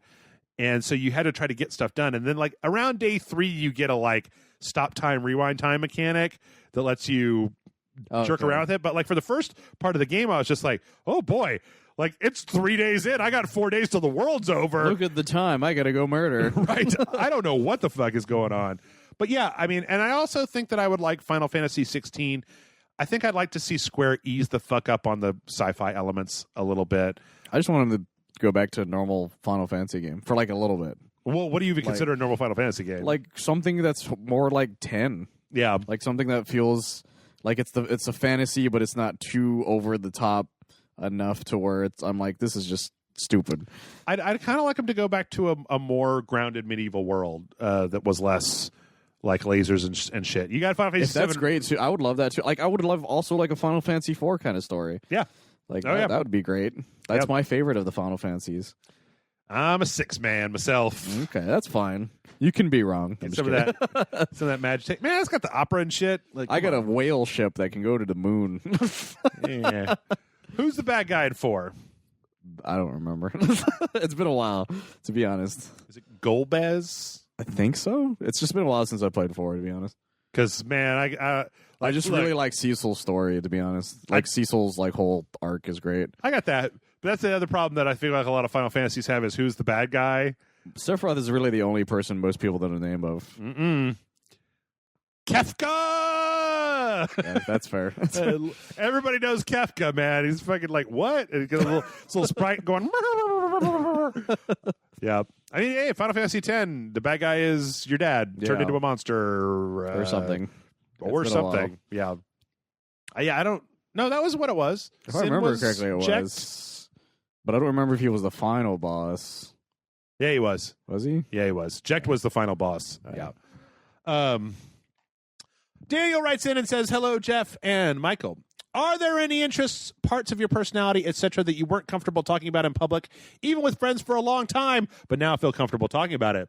Here's an example of what I mean. For many years, I've been a closet furry, where I'll engage in the community through a select group of online friends, but did everything I could to hide it from my non-furry friends and family because I feared being ridiculed. I wanted to talk about it, go to events, whatnot, but I was too afraid to expose my furriness to others. However, this past year, I've become more comfortable with it, stopped caring if people knew. People I feared finding out, knowing, were actually supportive of it. I would be interested if you had moments like that. Thanks, take care, Daniel. Well, some of them I don't know if I'm still comfortable about talking about. Okay, well then you don't have essentially. to. Yeah. But I have met people who essentially share some of the same interests. And when you meet those people, you end up just talking about a lot of shit like that. Actually, I think one of the ones that I didn't feel uncomfortable about, it's just it didn't pop up very often, was my belief in the supernatural, I guess. Like like a legitimate belief in supernatural shit. Like I'll go deep, like spirits deep into shit like that. Poltergeist and yeah, stuff? because I talked to this girl years ago, and she was like, we went into this long fucking conversation about it. And I was like, fuck, I don't remember the last time I had a conversation that was this deep into random supernatural lore. Not the show Supernatural. No, literal like me remembering ghost stories and random random what some people consider nonsense essentially. Sure. Where it's trackers and keys and shit. I'm just I still kind of see as somewhat nonsensical, but at the same time I'm enough to listen to it kind of thing. It's weird when you say it out loud kind of thing, but when you meet somebody who's also kind of has that weird belief in weird shit like that, you just go into out of body experiences kind of thing. Okay. I made a whole conversation about out of body experiences at one point. X-Files. Yeah, stuff like that. Stuff. It's one of those weird things. I used to talk about that shit all the time back when I was really young because it was one of my it was because I was obsessed. It's one of the reasons I was obsessed with Ghostbusters. Okay. For so long was because I was just I want to be that dude. I want to be the parapsychologist who fucking goes around looking for ghosts and shit. So I got deep into digging into this stuff. And so all of it's still in the back of my head. Okay. But when I run into somebody who knows all that random shit, I will just go off on it for a while. No, not real. I'm trying to think of anything. The problem here is that I've spent the last 6 years on the internet. Just kind of saying whatever. So, it used to be that I was really ashamed of that time when I was in Europe and I crapped my pants in the middle of a crowded place and had to, kind of waddle on home with poop in my drawers. But, I've already told that story 8 times. Yeah. Used to be that was one of the things that I was very embarrassed about. And then the older I've gotten, the more yeah, man, I crapped my pants once. I didn't do it on purpose. I was just you know what I'm going to do right now? Yeah, you know what? I'll mention it, I guess, because I don't really, honestly, I don't care as much as I used to about it. I read a lot of hentai. Yeah. A shit ton of it. Yeah. To the point where I'm this story was really good. Same kind of thing. Because there was one that was this really actually horrifying horror story one. Okay. It was actually really good. I'm this would actually make a pretty good horror movie. Stuff like that. And I met I've met people throughout time they're yeah, I've read a bunch of it, and then we'll just talk about what our favorite artists and shit are about that sort of thing. I think this guy draws better than this dude, or this guy has way better stories, because they're basically romance novels. Sure. I'm a big softie, to be honest. I love romance shit. Hey, you know what? That's just what it is. Fucking internet porn doesn't have a story. Sometimes a little story in your porno can make things better. Sometimes you're legitimately hey, this was a really sweet story. Where sure they got Sure, it's kind of strange the way some of this is drawn, but it was very sweet at the end of it. But my good friend Marcus, who I did some of that stuff, the podcast stuff with. Me and him, when I first met him, we talked about that for an hour. Yeah, it's just one of those things. Like he was saying, with his furry stuff, it's when you meet somebody who has that weird interest in something, you can just talk about it for ever, and it's embarrassing at first, but then you're just I don't care anymore. Well, it's also it's harder in 2018. Like I feel it's like harder to shame someone. A lot of shit's on the table in 2018. Like when I was a kid, I didn't tell other kids that I read comic books because I didn't want to get punched because that was a thing that happened because I'm fucking 40, right? But it happened to me too. I was the generation just before that. Yeah, but now it's like I didn't make any bones when I was. I didn't watch My Hero Academia in secret when I was with my girlfriend. I was like, get in here. Look at this guy. He's going to kick this other guy. Oh, my God. I feel like at this point, rather than being like, haha, you're a loser, like trying to shame somebody for liking like anime or comic books, it's like, oh, you're the loser. You're the weirdo. Like, there's all that stuff on Parks and Rec about how like, Donna and what's his name? Aziz Ansari's character, Tom, like try to shame Ben about geek culture, and it to me it kind of comes off as a little tone deaf because I'm like, fuck you, Donna and Tom. I watch Game of Thrones. Actually, Donna's cool, right? Because like Donna doesn't give no shits, but Donna just says whatever comes to her mind. Yeah. But like it's weird when Tom does shit like that because like Tom, you're a giant nerd and you just don't even know it. Yep. So yeah, I don't know. I don't really have anything like that because one, as I said, when you run your mouth for fucking 14 hours a week on the internet, like eventually you run out of stuff to talk about. You're just like, I mean, it's the thing that Titus used to say, where it's just like, this is basically just a long therapy session, right? Like it's just me saying whatever comes to my mind. That's not. It's not entirely true because I've talked briefly about like. Here's the thing. I can say I was a shithead teenager. Yeah. But, like, I mean, who wasn't a fucking shit? Like, what? We all were shitty people. Shitty teenagers. I was a shitty 19-year-old. I would beat up myself if I met myself at 19. Yeah. I mean, like, I did stupid shit when I was a teenager, like, trying to break up friends of mine because I had a crush on somebody's girlfriend. But, like, I never succeeded. I wasn't good at it. So I never, all I did was make things weird. And then, like, years later, we all just went, like, remember when I was weird? And they're just like, yeah, you were shitty. And I'm like, all right, let's get some drinks. Yeah, like, you get older, you realize no one gives a fuck. Yep. And if they do, there's something wrong with them, probably way worse than what they think of you. I mean, it's one of the other things is that, like, as time goes on and more things have come to light, what you learn is that, you know how you're afraid that somebody's going to judge you for that thing that you got, whatever that thing is? Everybody's more afraid of you judging them for that thing that you got than waiting. It takes a special breed of asshole to judge somebody else. And most people are so wrapped up in their own mind that when you're gaming out the scenario about how this person's going to shame you, it's probably never going to happen. And if it does happen, like, you didn't want to know that person in the first place. If you're like, I like anime, and they're just like, you fucking weeaboo nerd, get the fuck out of here. Well, then you just be like, okay, well, you're an asshole. Yeah. Hey, I like anime. Do you like anime? No? Do you want to talk about anime? You've never... Okay. Yeah, once you leave high school, that shit doesn't matter anymore. Right. Like, it just doesn't. Or like a YouTube comment section. Yeah, or a YouTube comment section, or Reddit, or whatever the fuck it is. Yeah. Like, those people don't matter anymore. Like, honestly, it doesn't matter anymore. Yeah. Live whatever weird shit you love. Hell yeah, man. If you're furry, go for it. If you're really into hentai, go for it. Yep. If you're really into... Actually, there's a couple things that I would say that if you're into, you probably shouldn't wave it. Well, I mean, still, as long as it's consensual and you're not hurting anybody else. Exactly. That's basically who doesn't want to be hurt. I mean, like, you know what? I've always thought a long time ago I saw a documentary about like S&M. This is like when I was like 16, and I'd never heard about it before, and I was just like, what the fuck? Like, and I kind of wrestled with it for a couple of years, and then eventually I was like, you know what? If you get off by having somebody poop on you, as long as you don't want me to be there, like, who cares? Like, you poop on each other in your house and have just a fucking grand old time doing it. I don't care. Whatever it is that gets as you. As long as it's consensual, essentially, do whatever you want. Yep. If you're into fucking whatever don't eat each other, though. Don't do that one, though. Don't what? Don't be a cannibal is what I... Like, don't cannibalize each other. Don't do that part. I don't know, man. You got the people that like think they're vampires and suck each other's blood or whatever. Well, that's different. They're not literally eating each other. That's true. So yeah, I don't know. Going full on Dexter's Delicious. I don't have any. I don't have dark secrets. My dark secrets right now is that my driver's license expired in April and I haven't renewed it yet. Wait, seriously? Yeah. My dark secret right now is the fact that I drink too much and that I Well, everyone knows that. don't want to.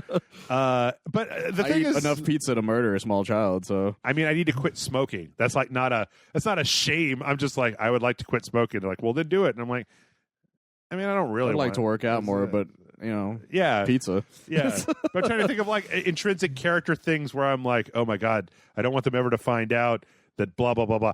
I bought a fleshlight once a long time ago. I still have it. I don't use it. It's too much work. You got to clean and there's all these parts. It is a lot of work. I mean, I'm just my cousin has one and I asked him about it. It was funny too, because when I was dating, there was a point where she was going to start moving her stuff in, and I was like, I got to tell you, there's a box in my closet, and it's got what looks like a flashlight in it, and it's not a flashlight. And I was kind of embarrassed about it. She was like, really? I've never seen one of those. Can I see it? And I was like, yeah, here you go. And she was They're like, very weird. oh, it's weird. And I was like, yeah, my cousin showed me his, and I was just like, I don't want to touch it. yeah, shouldn't normally be touching other people's sex toys. You shouldn't. But the weirdest one They to exist, me though. is when I went to go buy it, and they're just like, what kind of inside do you want? We've got like regular and alien and like I'm sorry, what was that last one? bumpy ridges and like werewolf, and I'm like, regular, please. I'm okay with regular. But even that, I'm like, all right. Sure. Like, how many of you fucking people have like some kind of jerk off thing that you bought on the internet? They advertise that shit to you enough that, like, it's not weird anymore. Who to be cares? Honest. Yeah. Like I'll drive by these stores, like, because there's actually a good chunk of these stores here in Austin. Yeah. And you'll just drive by them, and sometimes you're like, I wonder what's in there. Yeah. Do you remember the first time I went into a porno store? I was just like, I was so nervous. Because I used to work at Dell, and in between Dell, and this will tell you when this was, in between Dell and my house, there was like like a newsstand magazine porno store. Oh, okay. Let's back in the day. I'm talking pretty much pre-internet, right? Yeah. Like when you had to get your porno the old-fashioned way on paper.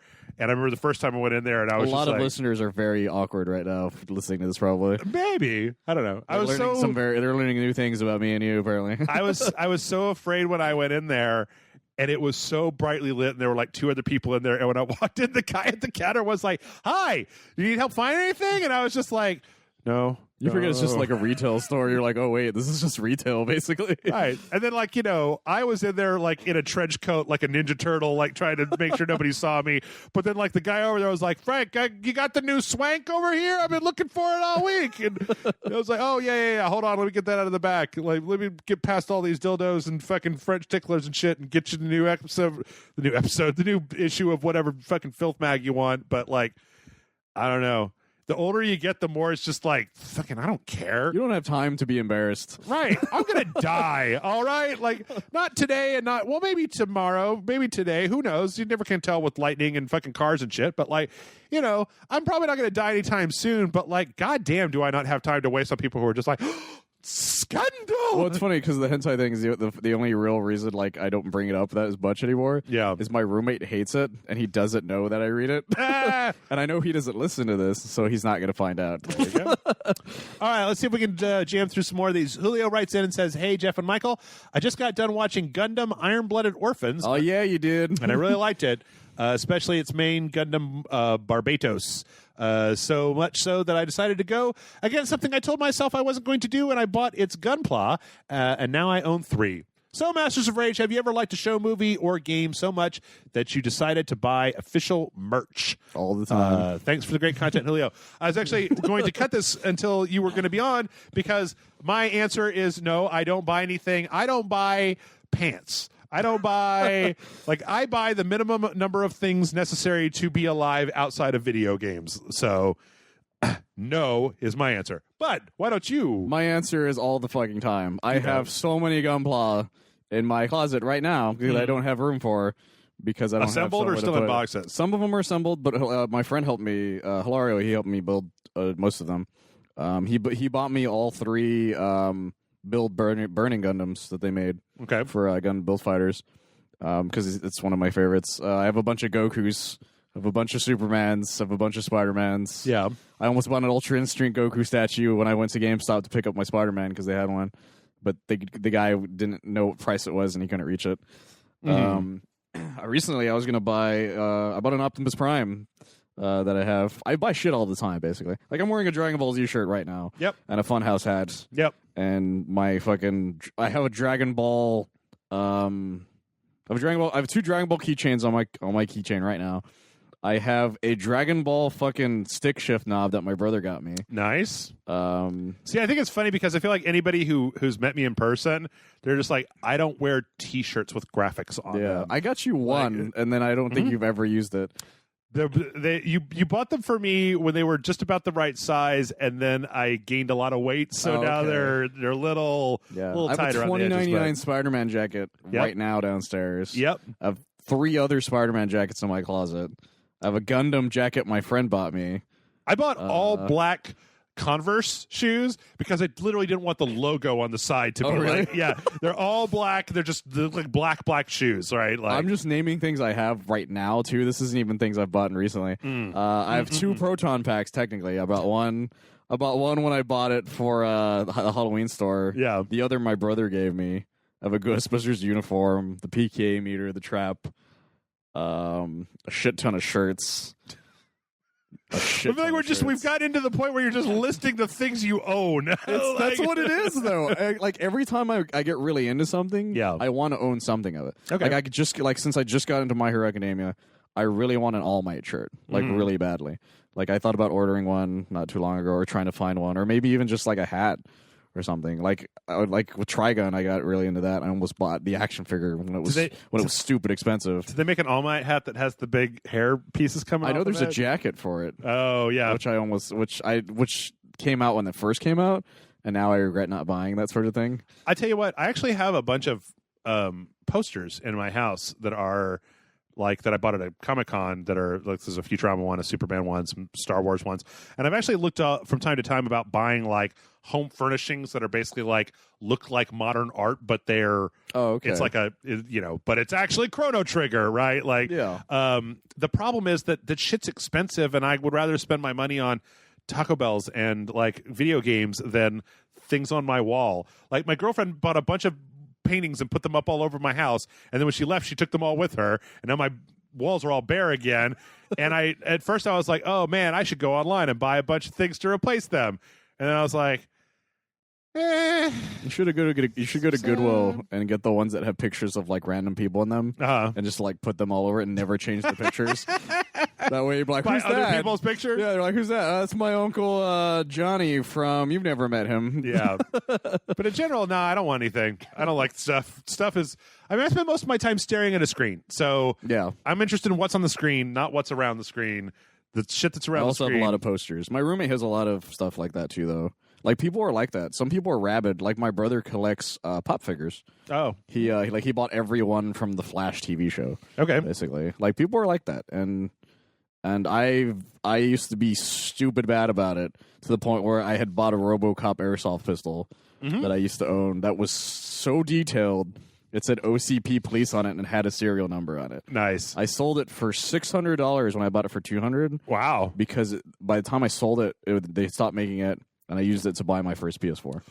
I tell you, when I was a kid, I had, or when I was a tween, tween, I had a subscription to Nintendo Power, and anybody who had a Nintendo Power subscription knows that Nintendo Power, in the middle of every Nintendo Power, there was a 3-page fold that had a map on one side and like a poster on the back of it, and I put every one of those posters up in my room. I had a little sticky tacks. That's fucking awesome. And then just like post. So my walls were just nothing but different. Like here's the Metroid 2 one, and here's a Castlevania one, and here's a Star Fox one. And then at some point, goddamn, what was it, like Marvel in the 90s when they were being all edgy and shit? I got this poster, but it was one of those like when you unfold it, it's huge. It's gigantic. And it had like Death's Head and Blade and like a bunch of the dark Marvel like Mobius and Ghost Rider on it, and I remember putting that up on one of my walls. But then like I think it was a real blow to me when I first moved out of my parents' house, and they were like, "Well, you have to take all that shit down off the walls," and I was just like, Oh. And it took like a couple of hours to take all this shit down. And I was just like, and now I don't get anything in the mail that has a poster every month. Maybe I should sign up for a poster of the month club and get myself some little sticky tack. But then, like, I'm an adult, right? I can't just be thumbtacking posters to the wall. I got to get them framed like a dumbass. Well, I have a good chunk of them just kind of thumbtacked on my wall right now. Well, there you go. Although, like, my roommate, he's buying frames for all his. I have a Ghostbusters one that I want to get a frame for, and I have a Dragon Ball one too that I got recently that I want to kind of frame. Okay. But I don't really. It's one of those things. It's like I don't want to spend money on frames though, so I know just tacking them anyways. Yeah, man. Got a bunch of Spider-Man ones. Tell you what, I'm 40, and if I ever bring another woman back into this place, the last thing that I need is like posters stuck into my wall with thumbtacks of video game shit. Yeah, that's the thing. If I ever bring a girl to my apartment, because hasn't happened in like 7 years, people. If I ever brought a girl back into my apartment, like they would be like, "What the fuck is all this nerd shit?" It's like, yeah, that's my Goku in front of my Gundam, next to that Optimus Prime, next to that Superman who's posing with Batman. Like that's a literal thing I described. That's in my apartment right now, people. There you go. All right, we got a couple more. Let's see. RJ writes in and says, "Hello, amazing Jeff and Michael. So I recently got a free download for Destiny 2 for its anniversary, and while I'm not really into the raid-based gameplay or the general MMO scene, there are parts of the gameplay that appeal to me, but most importantly, the sci-fi aesthetic and scenery are absolutely beautiful. For me, there is nothing, or this is enough to keep me coming back despite the mediocre gameplay. So it got me thinking, has there ever been a game that you found pretty lacking in one aspect, like gameplay, but because it was so beautiful or the overall genre/aesthetic appealed to you, you felt compelled to keep playing it? Thanks, as always, RJ." I think that for me, it goes in the opposite direction. Like, I'll play a real shitty-looking game if it's good, but I don't think there's ever been a game that's been so good-looking that I was like, I have to keep playing this good-looking game. It's boring, and I hate it, but I got to keep playing it because it looks so good. I kept thinking that would happen with some games, but as more games get like more and more gorgeous looking, yeah, like it's easier to be like, yeah, this thing is gorgeous, but I don't really want to do any of this. Like one of those games was The Order 1886. Mm-hmm. I'm like, this game is gorgeous, but I don't give a fuck about anything that's going on. Right. I've had stuff at the opposite direction where I'm like, yeah, this game looks like ass, but it plays amazingly. Yeah. Like Marvel vs. As much shit as I give Marvel vs. Capcom Infinite, I think that game is fucking great gameplay wise, but it looks like shit. But I've never really had that exact thing on the opposite direction. Okay. Like, I can kind of get what he means by that with Destiny, because I have found myself playing Destiny randomly every now and then, only because I'm like, this game looks kind of nice, and I like the gameplay enough to just keep listening to podcasts and shooting things. See, what's weird to me is that when I played Destiny, I got like actively bored by it. Like, just like, it's just like L2, R2, L2, R2, throw a grenade, L2, R2, hit your ultimate, throw it at a guy, blah, blah, blah. Like, it was just kind of the same thing over and over again. And like, it wasn't challenging me, and it wasn't like engaging me, and like the story that's the main problem. That's one of my biggest problems, is I'm such a story whore that the fact that Destiny submerged their story, and even Destiny 2 submerged their story so much that like I'm just like, why do I care about any of you? Like, people are like, oh no, Cade 6 got killed in the latest expansion for Destiny 2, and I'm just like, so? Like, he was Nathan Fillion. Like, that was the thing. And they didn't even get him. He was too busy to do the voice for that expansion. And it was Nolan North. But like, I mean, like, who fucking cares about Cade 6? Like, people have explained to me in the comment section about Cade 6, and he doesn't have any memory. He doesn't know where his family happened. He's got the gun, and he blah, blah, blah. But I'm like, but none of that was in the fucking game. Like, none of that was in Destiny 1 or Destiny 2. Like, none of that, or at least there wasn't They're all in the cards that you can download off the internet or something. I don't know. I mean, even Destiny 2 had, like, honest to God cutscenes, but when you go find Cade, he's, like, trapped in this other dimension. He's teleporting around. Yeah. He's just being a wiseacre. And he's got the computer on his ship has like multiple personality or whatever, where it's like, oh, hello everybody, I will kill you, like, and you're just like, oh, like, ha ha ha ha ha, it's a yucca minute. Yes. But like, I don't fucking care. Like in Destiny 2, it's like they start by what's his name, fucking Orblocks or whatever his name, the bad guy. I don't know, giant buff dude.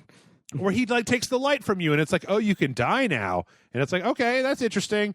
Just kidding, haha. Here's the light back, and I'm like, oh, well. And now you're Captain America if you're a Titan. I'm like, yeah, that's kind of cool. That's kind of cool. Yeah, but like, why bother? And then when you kill him, like, I don't know. I mean, you just like you got to go get the band back together because they all scattered to different places.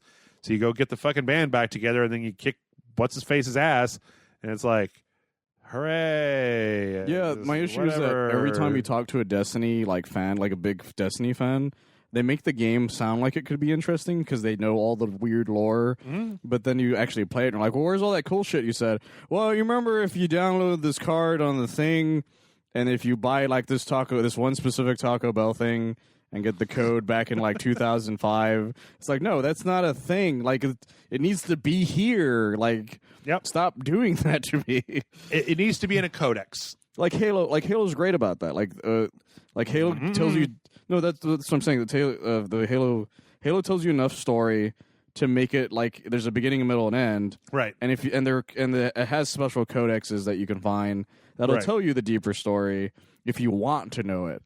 Oh, Jesus Christ! I am actively mad at Halo because when I went to go read some of the extended universe stuff about Halo, I'm like, this is fucking amazing. Yeah. And the game is just like, I'm Master Chief. Cortana's gone crazy. I got a shooter in her cyber brains or the flood. That's everything after 4. Like everything after 3. No, Reach. Yeah, I just like even the first ones. I mean, like. Again, there's a special synthesis of like gameplay and story that to me makes the best games the best. And like in Halo 1, it was like, okay, well, the story's kind of interesting.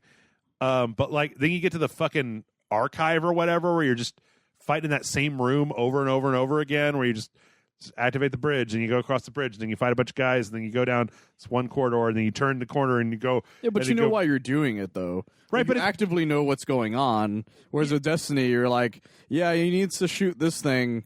And I'm like, I don't even know why I'm doing this. Like, I literally have no idea half the time. See, here's the thing. Destiny 2, I feel like, does a better job with that because they just brought in a big bad guy and said, he's the guy. You got to beat the big bad guy. I guess that's true. Because Destiny 1 was really bad about that. Destiny 1 was like, the Vex and time travel and the Traveler and like what? But yeah, I don't know. Both Halo, I don't think Bungie's a very good storyteller. I don't think their games are very good storytelling.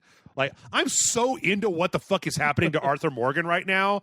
Like, no, absolutely. I have not cared. Like, I am so into Arthur Morgan. I was so into Kratos. Like, I've been so into. I was really into Spider-Man this past not too long ago. Yeah, I mean, like some of these character games that we've had this year, I'm just like, I'm really dedicated in what's going on. Oh, even this Fist of the North Star game that came out with the Yakuza thing, they're doing a pretty good job at making me care about something. Yeah.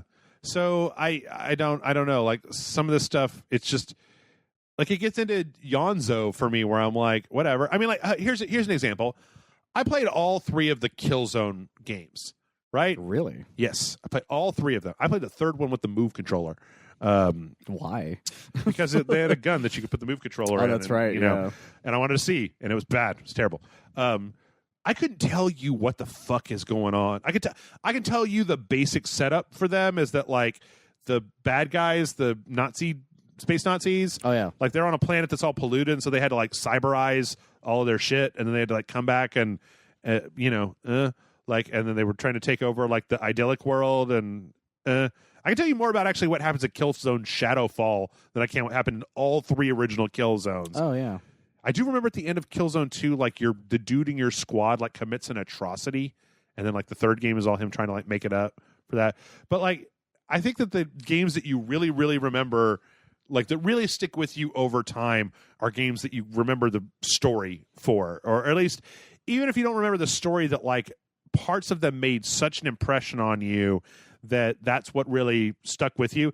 And I'm not saying, RJ, that you're wrong. What I'm saying is that for me, that has nothing to do with graphics, like very little to do with graphics. There are old PC games that I used to play that look like asshole today. They just look like garbage. I still play old PS1 games every now and then. Yeah. And that I still remember the story from them though, right? Like I remember being shocked. We're talking about Final Fantasy. I remember being shocked when Aerith got killed in Final Fantasy 7. Yeah. Like, oh, what? I remember being shocked with a lot of the times in Metal Gear Solid. Shit, yeah. That ninja just slashed that dude's head off. Where the fuck just happened? Yep, hurt me more. Yeah, I mean, like, like things like Resident Evil, like I know what was going on. So I can say that there are... no matter how pretty a game is, there's no for me there is no substitute for story unless it is a set of gameplay mechanics that are so rock solid that they make up for it. Like Ashanti wrote in and talked about Helldivers. You remember Helldivers with Super Earth, right? Like, it was like, that was very fun playing as 4 players, and like, you get the mechs and you're calling down the strikes and stuff like that. You're trying to kill off all the things. Like, the story of Helldivers was idiotic, but like the gameplay was fun and it made up for it. But I'm having a really hard time thinking of a game that I thought was boring, but the art style was good enough that I kept playing it. The closest thing is that I forced myself to finish was Ghostbusters Sanctum of Slime. Okay. Only because it's like, well, it's Ghostbusters. I have to finish it. Was that the one that was like the more modern one? It was the stick shooter. Oh yeah, not the one that came out for the movie, but the one that came out right before that. Oh, okay. It came out right after the one the one that's part 3 technically. Yeah, it came after that one, and that's why I was so excited because it was literally like right on like a year or two after that. Okay, and it sucked. Yeah. Bad. I mean, I used to force myself to finish games when I was reviewing them every week, but like. Nowadays, I'm just like, again, like I said, I'm going to die someday. And the last thing that I want is to have spent a huge amount of my time being like... playing Hello Kitty Island Adventure. Well, hey, you and I played 1111 Memories Retold, right, this week for Patreon. And that seemed like a kind of a cool game. Not cool enough to make me stop playing Red Dead. Not cool enough that when I finish playing Red Dead, I don't want to finish out all the trophies on Hitman. Not cool enough that when I finish out the trophies on Hitman, that there aren't at least 8 other games that I would like to go down and play before I play that. So I talk to coworkers constantly. They're like, I haven't finished Spider-Man to play Red Dead. Yep. I haven't finished. They liked Assassin's Creed, but that's the thing is they all have. There's so many games out right now that we don't have time for. Yeah, it's kind of pretty. Like, so I'll keep playing it. Like, we don't have time for that. We have time for, I want this to be really fun or have a great story. Yeah. But I'm not saying it's bad that you enjoy that. If you enjoy that, dude, I love you for being able to do that because I wish I could do that. Well, the thing is that it used to be a thing for me, but it's not anymore because I've played so many goddamn games. So I don't know if it's, and I'm not trying to say like if I'm not trying to like cast aspersions if you're younger. It's the same issue you have with people have with TV now. Yeah. Is that it's like, well, I kind of like some of these actors. It's like, well, this show's mediocre. There's so many other good shows. I don't have time for mediocre right now. Right. Anywho, all right, let's see. Jalen writes in and says, hello, Jeff and Michael. So I love comics. After seeing Sam Raimi's Spider-Man, I've been consuming every comic that I could, and I've discovered something that now haunts every comic that I read. There is no such thing as forward progression. No matter what writers do, it seems like you'll never have a true end to a character's journey. Wolverine always comes back, Spider-Man will never get his shit together despite years of fuck-ups, and the Robins will never take over Bruce's position. Despite making all these legacy characters, the comic industry never seems to be brave enough to move on and continue a narrative. Why is that? And is there a character that you would like to see have a definitive end? Thanks for reading my question, and Don Cleese be praised. And that's from Jalen. I also thought you would have some insights into this. I mean, you're more of a comic book guy than I am. Well, absolutely. So the thing about one of the reasons they never pull the trigger on these things is because every time they come out with a movie of something, they realize that all the new fans want the guy they just made a movie about. Right. So with Captain America, it's like, we made Bucky Captain America, and that shit was awesome. But then we're like, well, we just made a new Captain America movie. We need Steve Rogers to be Captain America again. Like stuff like that. That happens all the fucking time. Yeah. Like with the Green Lantern. It happens all the time with the Green Lantern. They're like, yeah, we made a new Green Lantern, Jon Stewart, and we killed off Hal Jordan, and now he's the Spectre or something. And then they're like, well, we made a new Green Lantern movie. Kyle Rayner. He was the Spectre during Kyle Rayner's. But that's the thing is that like they're constantly moving on. Yeah. But the thing with Hal Jordan, they're like, well, we made a new Green Lantern movie, so we need Hal Jordan to be in comics again, and we need him to be the Green Lantern again, and so they make him the Green Lantern again. Yeah. Like it's like Max Landis had a good with his Death and Return of Superman thing. Yeah. Like the ending of that is him going made a good point. It's like when Superman came back to life, death didn't matter in comics anymore. Sure. Because anyone could do that. And then at that point, everyone did that. Yeah. Like everyone and their grandma came back to life except for Uncle Ben. That's the one thing that still holds true is Uncle Ben. There's only a few people who stay dead in comics. Uncle Yeah, Ben, because like the Spider-Man's Waynes. parents came back. Fucking Gwen Stacy's back in the mix, and in a lot of these. Yeah, like, and then but then sometimes they're trying to be clones or some shit. right. Like, but Fucking Jason Todd. Jason Todd used to be a holy cow that would never come back. Yeah, right. he used to be one of the holy cows, like him and Bucky. Like for a while, it used to be Uncle Ben, Bucky, Jason Todd, and the Waynes. Basically, that used to be like these people are dead; they don't come back. Right. But then somebody was like, "But what if I made them come back?" And then they did, and everyone loved it. So that's one of the reasons why. One of the reasons you can't finish somebody's story is because every time somebody makes something a great progression, somebody's like, "Well, I want it to be like this." When I was reading it, Right. like that, like he said with Spider-Man, all the time. He literally became a billion and trillionaire not that long ago. And somebody was like, "I want him to be poor again," and then they took all that shit away. It's like, what the fuck, guys? So I think that my answer, while you were talking, I was thinking about it, and I think that my answer for this comes in a lot of the ways of like, you have to remember that comic books are a business that they're looking to make money. So like, if you kill, like, okay, Superman is really cynical, right? But like, if you kill, here, let me just pick one out of the blue, Huntress. Right? Yeah. You kill off Huntress, right? And you leave Huntress dead, and then, like you said, something, either a movie or there's a animated thing or like somebody blah blah, it's a TV show, something. People start getting interested in Huntress again, right?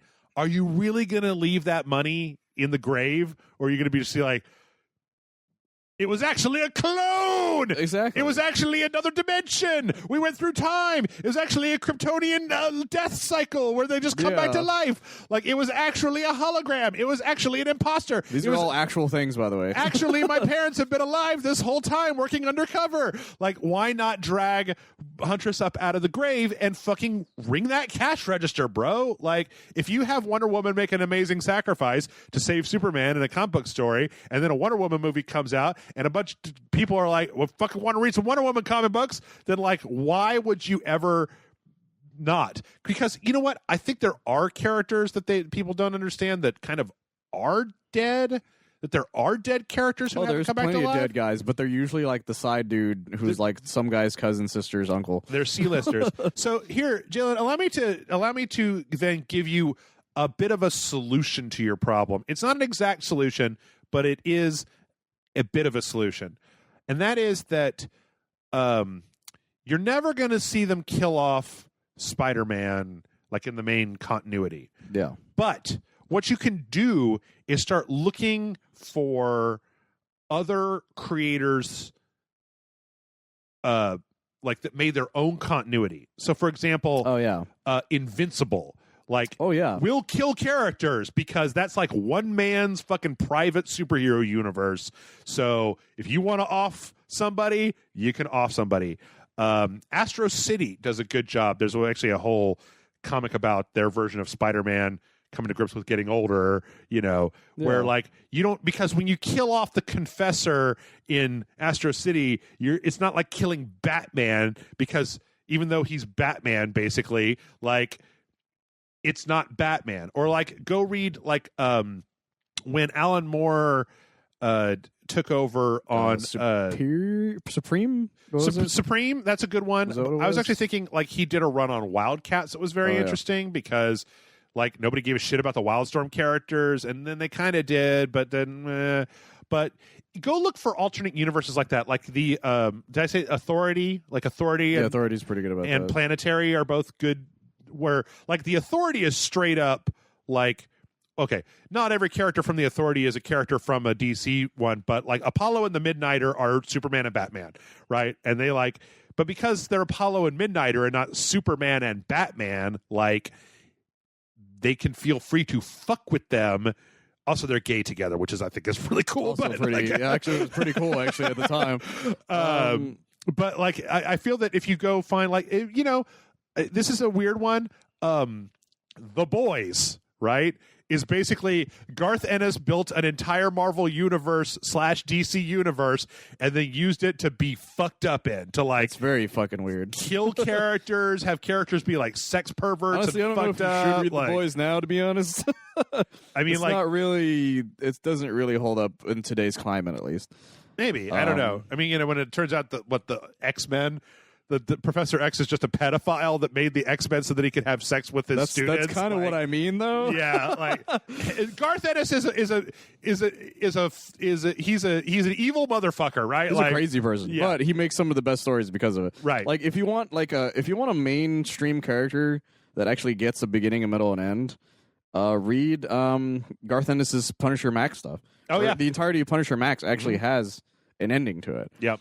And so does a few other stuff. And like you said, alternate realities. And some characters, Marvel's been pretty good about giving some people some progression. Not everybody, but some people are now their heroes. Like a good example is Captain Marvel. Yeah. That's somebody whose successor is still Captain Marvel. Right. Like they didn't go out of their way to bring back Captain Marvel. Like that dude died of cancer and he fucking stayed dead. Well, and then it was weird because there was like is Captain Marvel now? I remember reading Captain Marvel when Captain Marvel was like basically a Kree sociopath. Yeah. That like was hooked up to Rick Jones, and Rick Jones was trying to like keep him from just fucking murdering people all the time, and like it wasn't entirely clear. But yeah, like That's when he gained cancer. Actually, it was during that time frame. Oh, okay. Yeah, he was fighting. It was that exploding dude. I can't remember his name. I think his name was Nitro or something. But there was like some special like serum or something that like was super deadly. Yeah. So when he's fighting him, he gets exposed to it while and then like when he goes back, he gained like just cancer and then just fucking died. Yeah, look into Wildstorm definitely, because I was just thinking the Stormwatch through Authority run was really good that Ellis wrote. Grant Morrison, look for Grant Morrison stuff like Marvel Boy is a good kind of beginning, middle, and end story.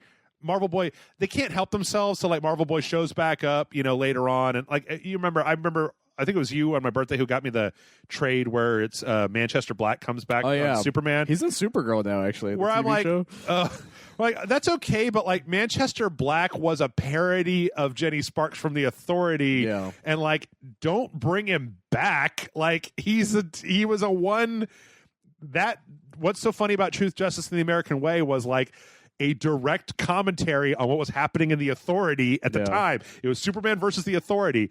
Even, while we were talking, I was thinking like, okay, this is controversial and a lot of people won't like this. And I think that like, if you're going to read this comic, just take a black marker and mark the last page out.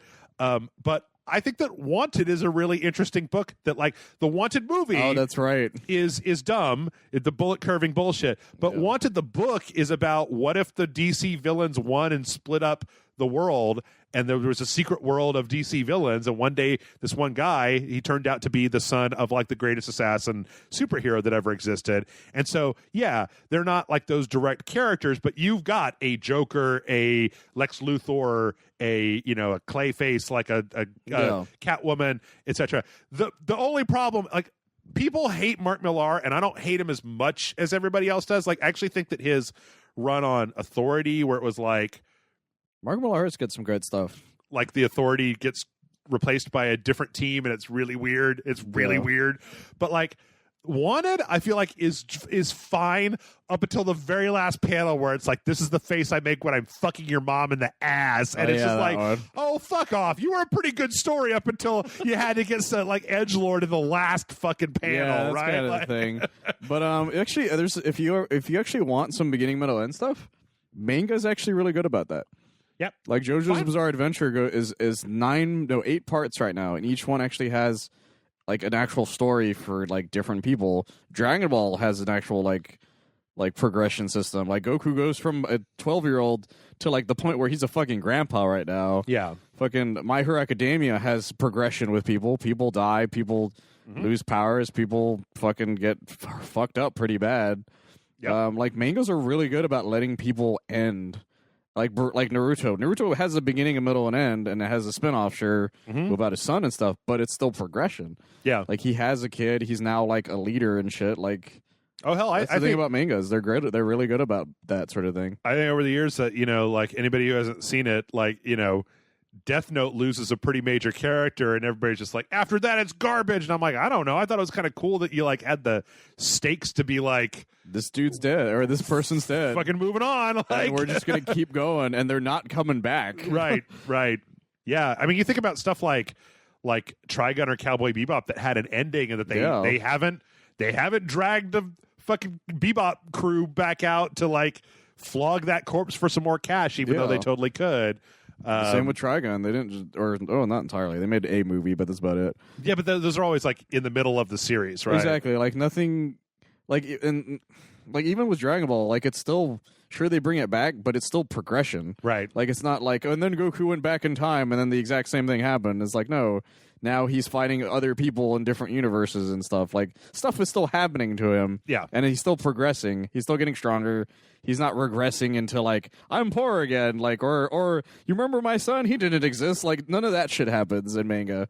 Or one last recommendation, then we'll move on to our last question because I'm pretty sure we're already over time, is Elseworlds and What If from Marvel and DC respectively. Yes, they started making more What Ifs recently, actually. Because, like, you know, Superman Red Sun is a story with a beginning and a middle and an end, and there's consequences for everything that happens in it. Oh, Superman was the Secret Identity? That one's really good. The one where it's like an alternate reality Clark Kent. Yeah. There's I mean, even stuff like What If Punisher killed the Marvel Universe, right? That one's fun, too. Which is just a real quick blip blap done, right? But it's fun. And it doesn't impact the main storyline. I feel like that they used to be, you know, that's where you're going to get things where they feel like they can really fuck around with a character. They used to be really creative with those. Yeah. All right, so let me see here. One last question, and this one's going to come in from Will. Will says, "Hi, Jeff and Michael. A non-gaming related question here. If you had to live in another city outside of the United States for a whole year, where would you choose and why? Love to work since spill days, Will." I'm gonna say I'm gonna throw a couple caveats down at you. One, no matter where you go, you can speak the language, and two, you're gonna have enough money for medium. You're gonna have a medium job, right? You're not gonna be rich. You're not gonna be poor. You're just gonna be medium, and you can totally speak the language. Spin the wheel, spin the globe, put your finger down. You said city, right? Or was it country? Live in another city outside the USA for a whole year. Yeah. I would. There's a couple. The first, I'm gonna be fucking weeaboo about it. I would live in Japan, Tokyo. Yeah. Or probably not even Tokyo. Probably some of the surrounding ones like Okinawa or something. Yeah. Because Tokyo is fucking crazy apparently. Like I would like to live in Japan. Probably not Tokyo respectively, but probably one of the areas around it. Mm-hmm. Canada for a little bit. That would be kind of fun. Get your Scott Pilgrim on. Yeah, that would be. I legitimately want to see how Canada is. I also would like to live in fucking Germany. Okay. I'd like to see Germany personally. It's an interesting place. I absolutely loved Amsterdam when I was there. I would go back there in a heartbeat. I loved everything about it. I loved the way the bars worked. I loved the way the food was. I loved the way the public transit system was. I loved the fucking art and the culture and the canals and all that bullshit, and I fucking loved it there. Like, the police were great in Amsterdam. The police will help you. We had to be told that when we got there. They were like, you can ask the police for help, and they will not fuck you. So I would love to live in Amsterdam if I had the resources to do so. I've also always wanted to live on the beach, like a Caribbean beach bum. Oh, okay. I don't really know where it would be safe and effective for me, because I know that there's a lot of places where it's like what they have the resorts, but then outside of resorts, countries are very poor. You know, like Brazil's a good example of that. Yeah. So I don't know. And then I've also always wanted to go. This is just kind of a BS, but I've always wanted to go to Australia. Like, I don't know. Oh yeah, that's actually a good one. Australia. Probably couldn't handle the spiders and shit because I don't like spiders, and everything in Australia is trying to murder you all the time. But maybe like England. Yeah, I like Scotland a lot. I liked Scotland a lot when I went there. England, not so much so. Italy, I would like to visit. Very interesting place. I'll tell you some stories about Italy. Okay. Let's wrap it up there. Hey, folks, thanks for listening. Like, subscribe. Mike, tell the people they can find you on the internet. You can find me on oneofus.net as well as Geek Bombast with Johnson. All right. There you go. mail@rageselect.com is the email address for you to send your questions in to. Get them in right now.